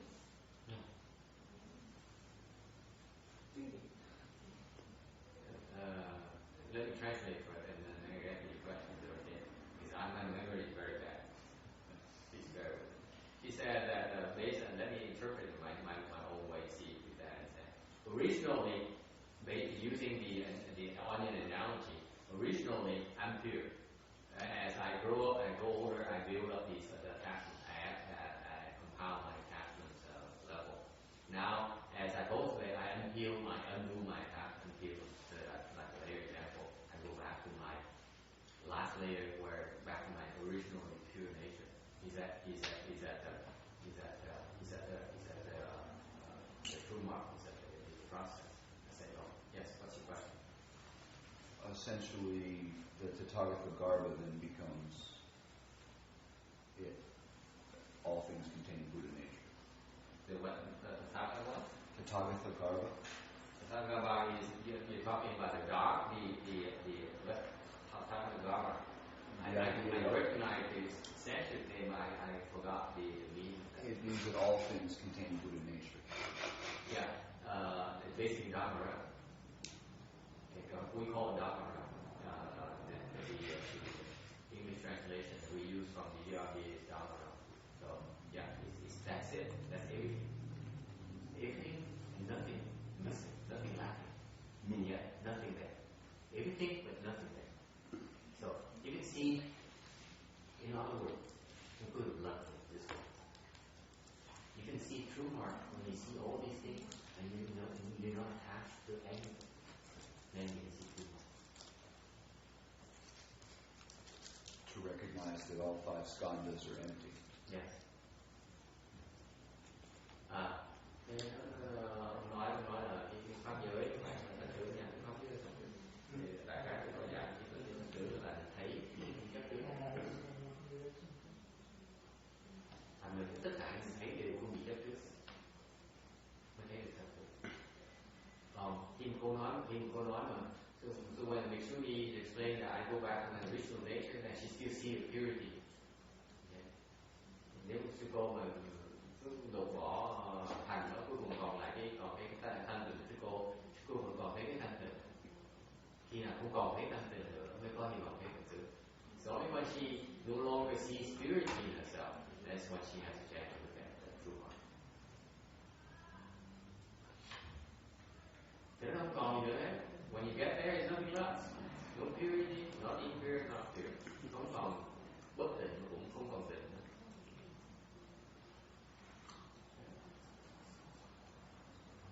Anyone else? Yes. Number 3 of the thiên thai meaning. Phần thứ 3 thì phải tìm ra câu nghiên cứu cái này. Thì they talk about the clarify the doctrine. Phải những dung doctrine dung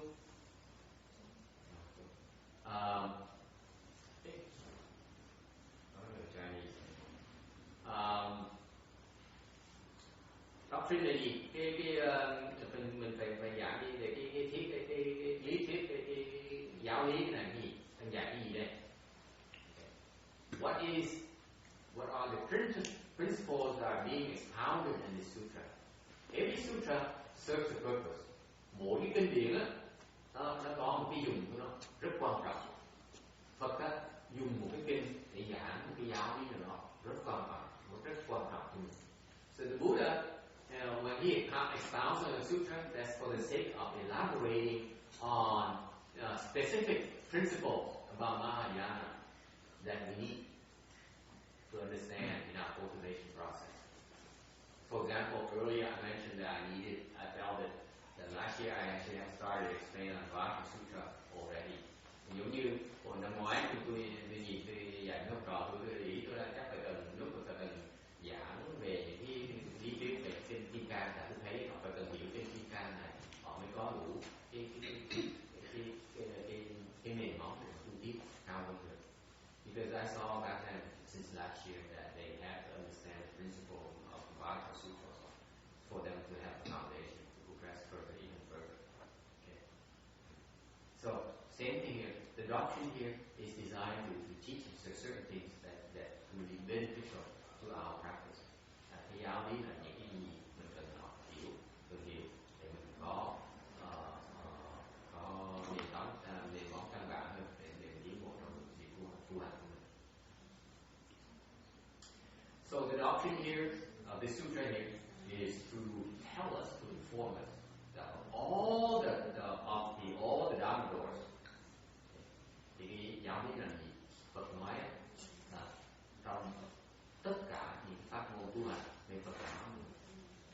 The Pureland Dharma door is one of the faster track Dharma doors. Cái giáo lý mà đến trình độ là một cái giáo lý mà nó đường nó lẻ nhất, đường tắt. And we repeat all the three studies and 6 paramitas. Cái bên trình độ tâm, cái pháp môn trình độ tu nó có vừa đầy đủ cái loại tam học với lực độ. What are the three studies and what are 6 paramitas? Cái tam học là gì? Lực độ là gì?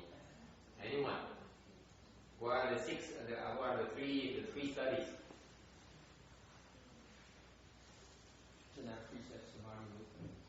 Cái tam học là gì? Tam học là giới định huệ. The three studies are precepts. Number 1, number 2, samadhi. Number 3, prasya. Tam học gì? Thứ nhất là giới, cái gì là định. Thứ ba là bát nhã. When they speak of wisdom, actually they speak of prasya wisdom, not just any kind of wisdom. Nói về cái huệ, giới định huệ, huệ là huệ của bát nhã, nhưng mà bất cứ huệ nào.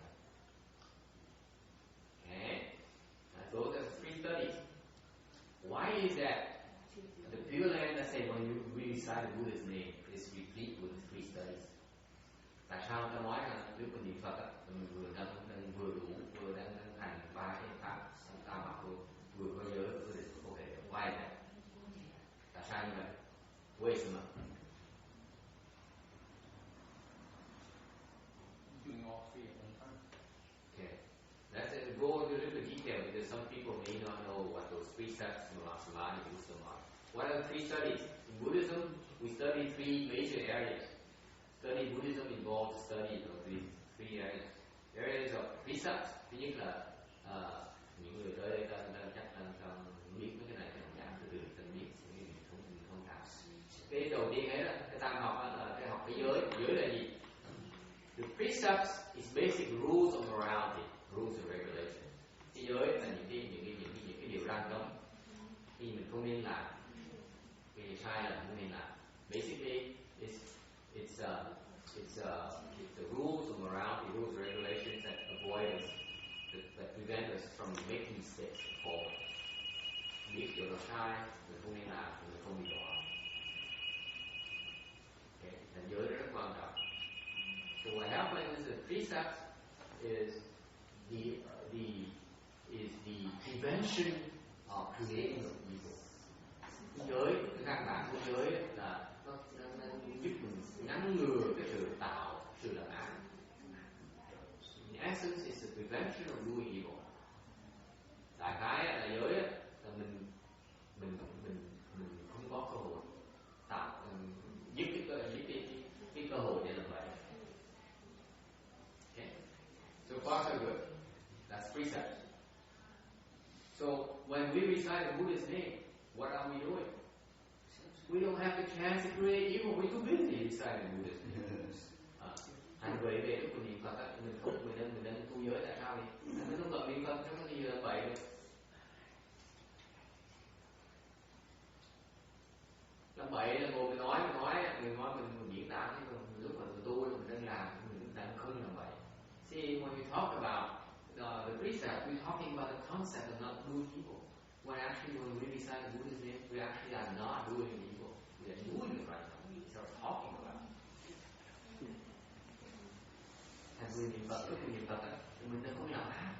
Thì ngay mình đang tu ngay lập tức rồi, mình đâu nói, còn hơn nói mình đang tu. What about samadhi? Ngoài cái định để sao? When you recite the Buddha's name long enough, khi mình niệm Phật đủ lâu, tự động có cái định. You naturally develop samadhi power. Okay. What is samadhi? Samadhi is Sanskrit for định lực là gì? Cái định lực này theo thầy Tiểu Thiền đó là cái định lực đó là the ability to not be affected by the external environment. Cái định lực đó là cái khả năng mà không bị cái ngoại cảnh đó nó ảnh hưởng.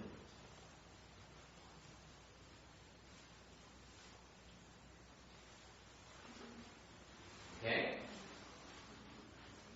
Any problem with that? Ai không thắc mắc về cái định lực hơn?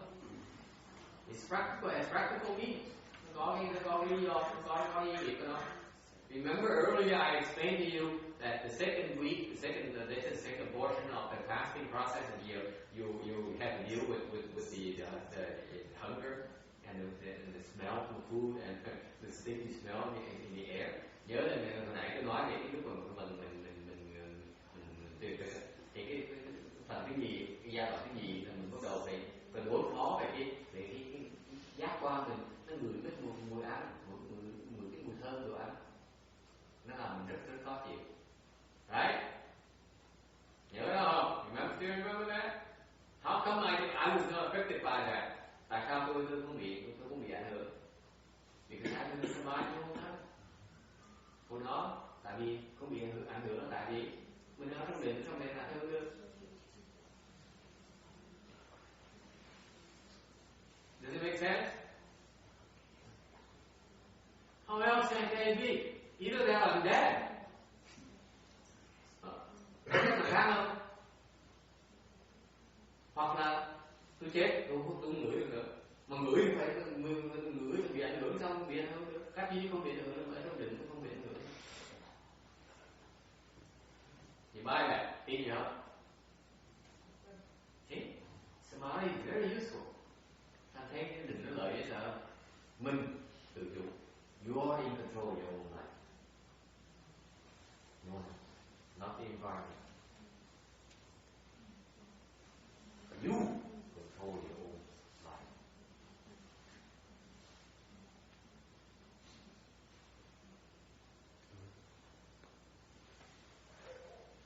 That's why Mahayana, we stress the importance of developing samadhi.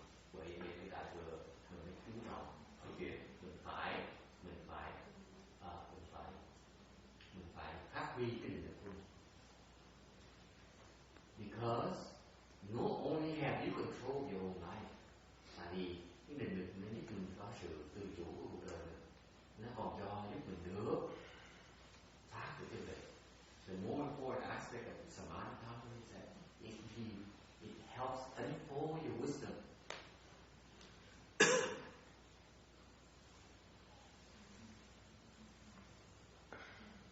Quan trọng phát cái định. Các vị làm gì? Why unfold your wisdom?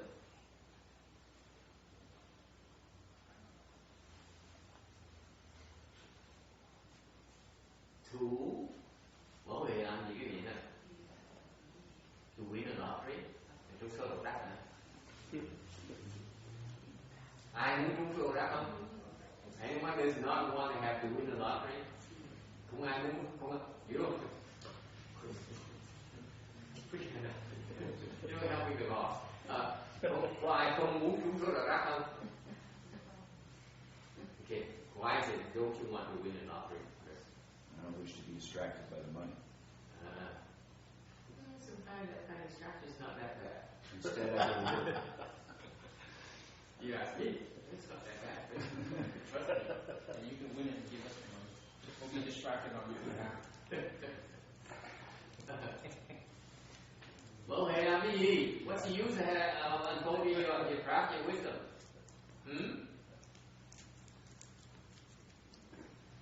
You think, the Buddha goes through life and said, oh, I got to teach him about prajna, teach him about samadhi, teach him about pisa. Quý vị đến tượng Phật ngồi đấy cũng nói, Phật nghe còn tưởng Phật nói, quý Phật thì tập bị nhiều quá, tôi mình bày ra, mình dạy cho nó huệ nghe, dạy nó đừng nghe, dạy nó nhớ. You think he goes through and said, because I know so much, I better teach him something to keep him occupied. That's what he does. Cái nghĩ Phật nghĩ như vậy đó.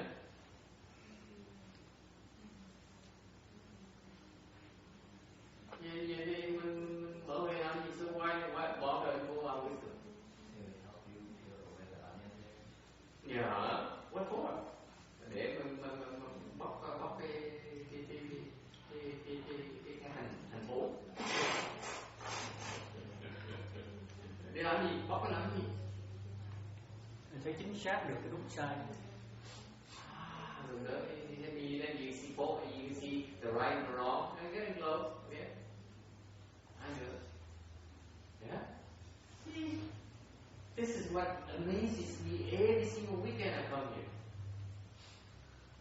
Bởi vậy mỗi tuần tôi tới đây tôi cứ lắc đầu một chuyện nào họ mới hiểu được, chuyện nào họ mới thấy được. I wonder myself every weekend look at them. When are they going to get it? Because we don't have the wisdom, that's why.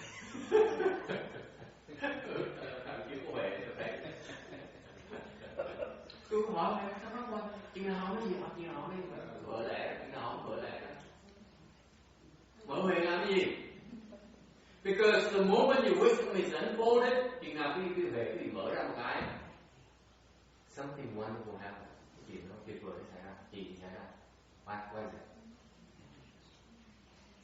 Your suffering ceases instantaneously. Cái khổ mình hết là được. Hết khổ. Không còn đau nữa. Không còn đau. Đáng. Mới đáng sống. Phải không ạ? Ngồi mình lo không được đâu chết sao. Về lo thuốc. Khổ quá. Đúng không? Có về cái khổ người hết. Hết sao? Hết gì?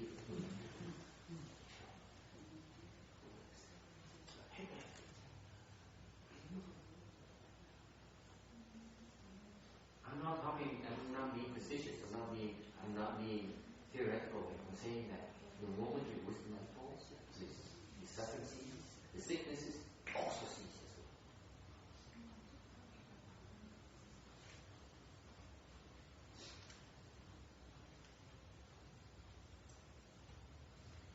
Yeah, that easy, huh? Yeah, I wanted to. The unfolding of the wisdom, is it it's gradual, or is it like a switch which you just turn on, or it's gradually turning on?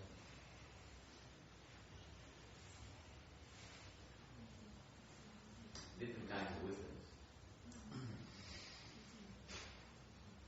Different kinds. But you can see it gradual unfolding that wisdom, or the sudden unfolding of the wisdom. The unfolding of the theoretical wisdom is sudden, but the unfolding of the gradual wisdom, of the practical wisdom is gradual. Ông hỏi món ác nó hỏi lần nữa xong hỏi ác nó hỏi cái mở cái bệ đó bụng nhiên mở hay là tức nổ mở hay là mở từ từ.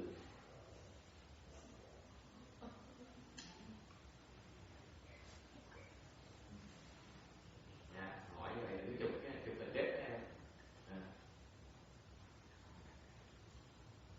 Tôi mới trả lời là cái mở nó tùy cái lò đề. Cái lò đề mà loại về lý thuyết á, thì mình đố mở, cũng như mở ra mình hiểu cái lý thuyết. Nhưng đều cái lò đề mà thực tiễn á, thì mình phải mở từ từ.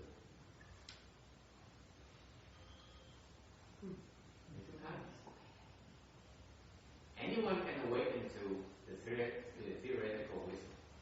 Ai cũng hiểu được, đố ngộ được cái lý thuyết này. Cái này là không. So what happens is that you can all awaken to the theory is empty. This is empty. I am empty. Mình đọc cái sách ai biết cái này là không, sách này là không, tôi là không, thân thể là không, tại cái giả tạo. Lúc ai biết đó, ngày đó như tôi như nhạc tôi là không. So one day you sit there and you meditate, you recite the Buddha's name, and suddenly you realize you become empty. Anyone experienced that before?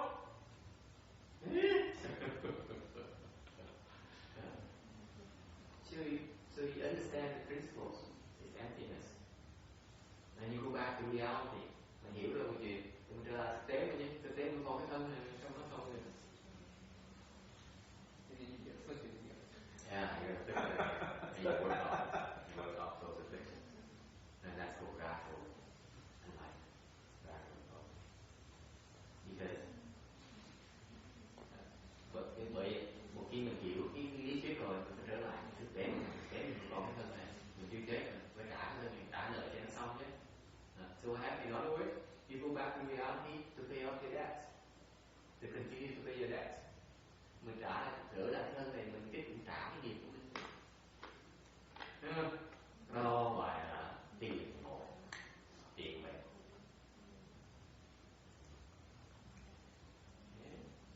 Any questions?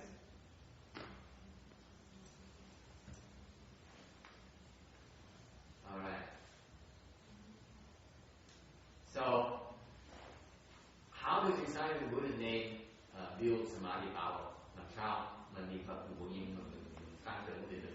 Tự nhiên tăng trưởng. One of the most powerful forms of cultivation to increase your samadhi power. Cái phương pháp niệm Phật là các bạn về những phương pháp tu trình độ khác, những phương pháp rất hữu hiệu để giúp quý vị tăng trưởng cái định của quý vị. Finally, unfolding wisdom. Okay. How does reciting the Buddha's name unfold your wisdom? Làm sao niệm Phật mà mở được trí hệ mình? How is it possible?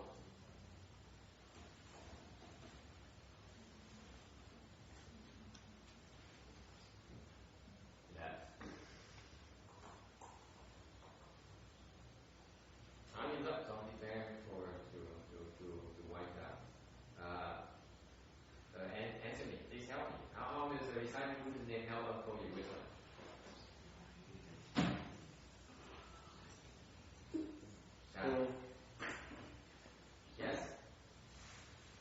unless there's something inherent in the sound itself, which unleashes your wisdom, the only other possibility is that actually the Buddha helps you do it by attracting his attention.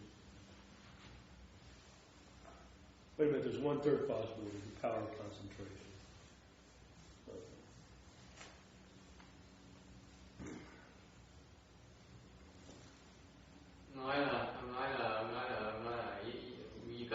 Coming from the perspective, let's make it clear, coming from the perspective where we learn to recite the Buddha's name and nothing else, right?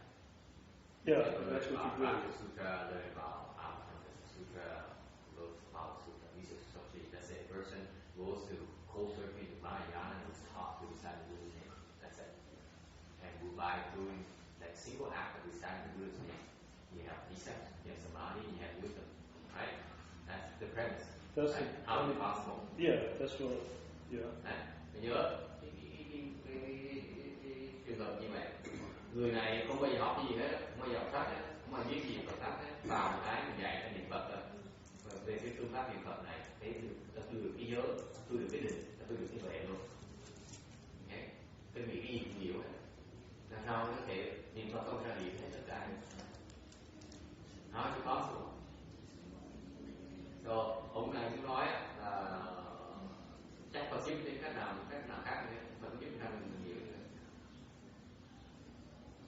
If you always need to run to the Buddha's legs to receive help in your cultivation, the Buddha will Mahayana will it should be on your own, maybe not. Don't be such a baby. So how is it possible? Yeah. Danny. I'm still thinking too, so help me out. When I plan to see with the Buddha, so maybe in the future your wisdom will unfold when the opportunity arises. Ông nói ông trồng chủng tử với chư Phật rồi. Thì lúc cái cơ hội này thường xuyên nó chín. Okay. Anyone else? I think that our ignorance is created by our false thinking that's going all the time. And reciting the Buddha's name is trying to focus it down to by taking medicine constantly so that we gradually wipe out those false thoughts. And like wisdom is always talked about in terms of uncovering, unveiling. So I think that our false thoughts actually hide our wisdom. So when we get down to only one false thought, it's easier to jump across and see that chasm and the wisdom opens up.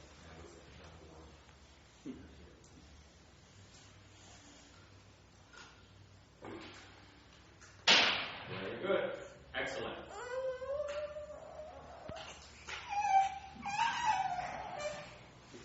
Yeah, time is up. Joseph, time to get up.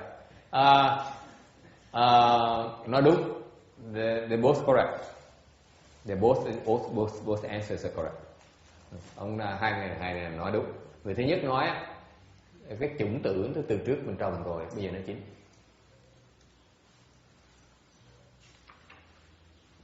The first answer is correct because he said, Danny says, the seeds we planted of prior cultivation now are maturing. Therefore, we understand. That is true.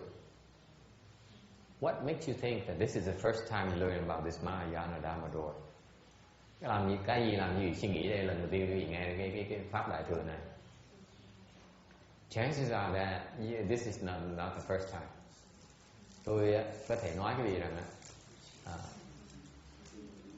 có thể gần 100% là quý vị đã nghe cái pháp này đại thừa này rồi, chứ không phải lần đầu tiên. Okay. Every time you hear it, you plant the seeds to be able to receive it again in the future. Mỗi lần mình nghe được cái pháp đại thừa, mình được trồng cái chủng tử trong tương lai, mình sẽ được nghe tiếp nữa.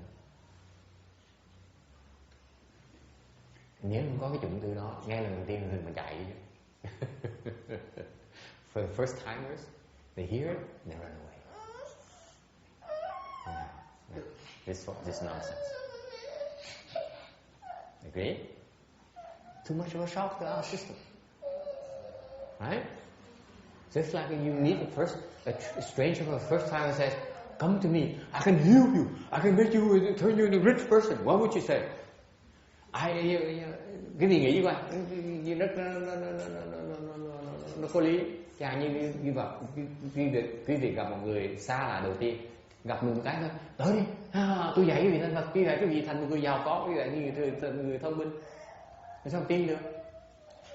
Đúng không? Chạy ngay lập tức. Okay, so do not neglect the fact that we have prior cultivation in prior lifetime. Cultivation is a very long process. Phải nhớ rằng cái tu hành nó đời kiếp một kiếp tu xong đâu. Okay, number one. Number two. Cái gì nữa? This was Randy's point. Ông Randy nói, people have a misconception, very common misconception, that cultivation is about obtaining. Phần lớn những người mà tu hành, tôi nói tới tu hành để ta đắc được cái gì? Mình đắc được định, mình đắc được quả, mình đắc được trí huệ, mình đắc được nội tiếng, mình đắc được đệ tử. So they come to the Mahayana cultivation and say, I cultivate because I want to obtain precept, I want to obtain samadhi power, I want to obtain prajna wisdom, I want to obtain spiritual powers, I want to obtain disciples, I want to obtain fame, I want to obtain reputation. And they can get all those. Đều đắc được hết chưa? Đắc được hết. Except for one. Có một cái đắc không được thôi. Là cái gì? Mua được hội. Enlightenment. Can't obtain. Cái duy nhất mà đắc được cái gì? Là cái giác ngộ. Là cái Phật quả đắc. Không cách nào đắc được. If your mind is still on obtaining, you cannot obtain it. Tại vì nếu cái tâm mình vẫn nghĩ đến chuyện đắc, thì mình không bao giờ đắc được hết.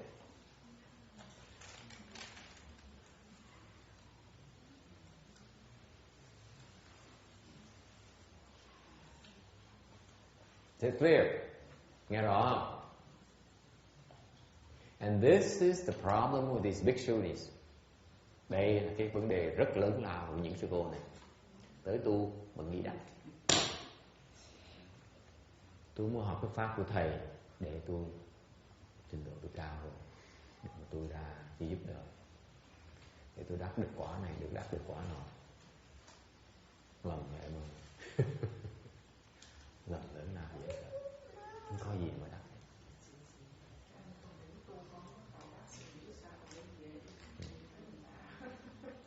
Không cần giúp ai.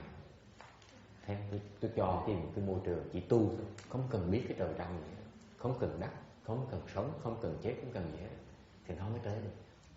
Hiểu không? Tu mà tôi nói là tu đây là tôi sẵn sàng tôi hạ mình, tôi ở dưới trướng của thầy 10 năm để tôi học cái pháp của thầy, để tôi ra tôi ngẩng mặt cái trương hạ, tôi nói là tôi học được ông được 10 năm luôn, trình độ tôi được kinh hoàng, quý vị không thể tưởng tượng được. Tôi đắc được cái gì?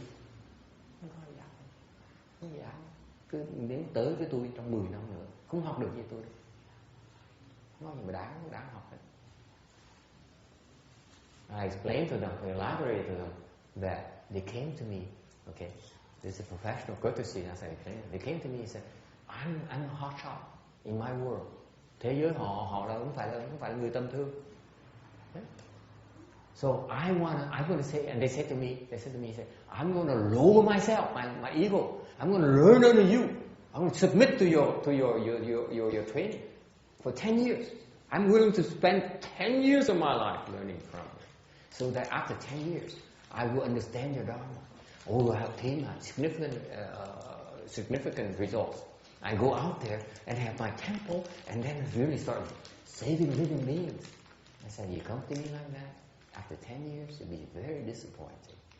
In 10 years' time, you get nothing out of this.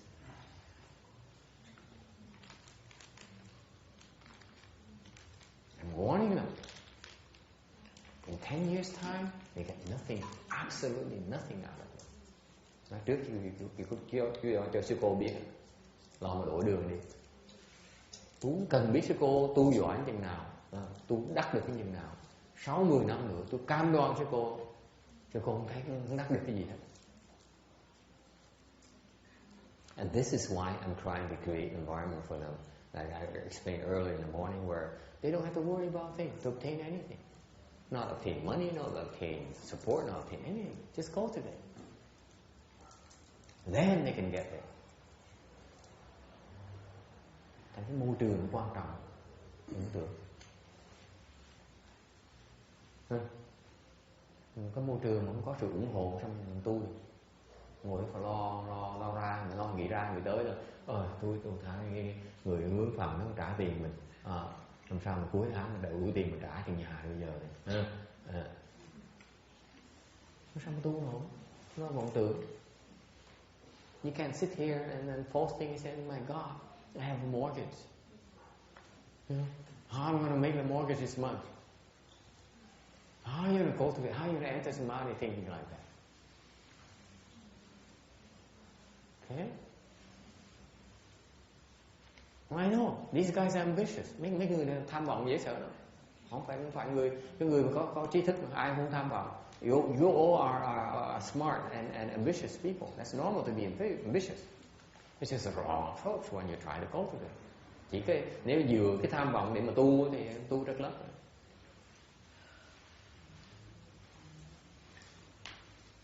Okay. Any other questions, comments? Time is up. Hết giờ đó. Mấy người này có người mới, ngày mới này. I mean, the first day of the year. Let's take it easy, folks. Usually we go like half an hour to an hour overtime. It's already 15 minutes over. Yeah, sorry. Today is only 15 minutes overtime. Ngày này mới cái quá giờ có 15 phút, chứ thường quá nửa tiếng đồng hồ đâu. And we have lots of new people here today, so let's go easy on them. Ngày đầu tiên mấy người mới tới thành mình làm từ từ nhé, đừng làm quá chạy, ngồi chân nó đau, lưng nó đau, xong ngồi thắc mắc rồi ơi buổi chiều nó có gì chuyện làm, nó phải ngồi để nghe cái chuyện miệng trên trời dưới đất không. And they sit there and they forcing and say, my God, I have so much to do this afternoon, and here he goes talking about nonsense for 2 hours. There seems no end to it. That's right. So anyway, first, thanks for coming. Anyway, cảm ơn quý vị tới nghe kịch. Come back, I explain more about this Pureland here. As you see, we started to talk about Pureland actually.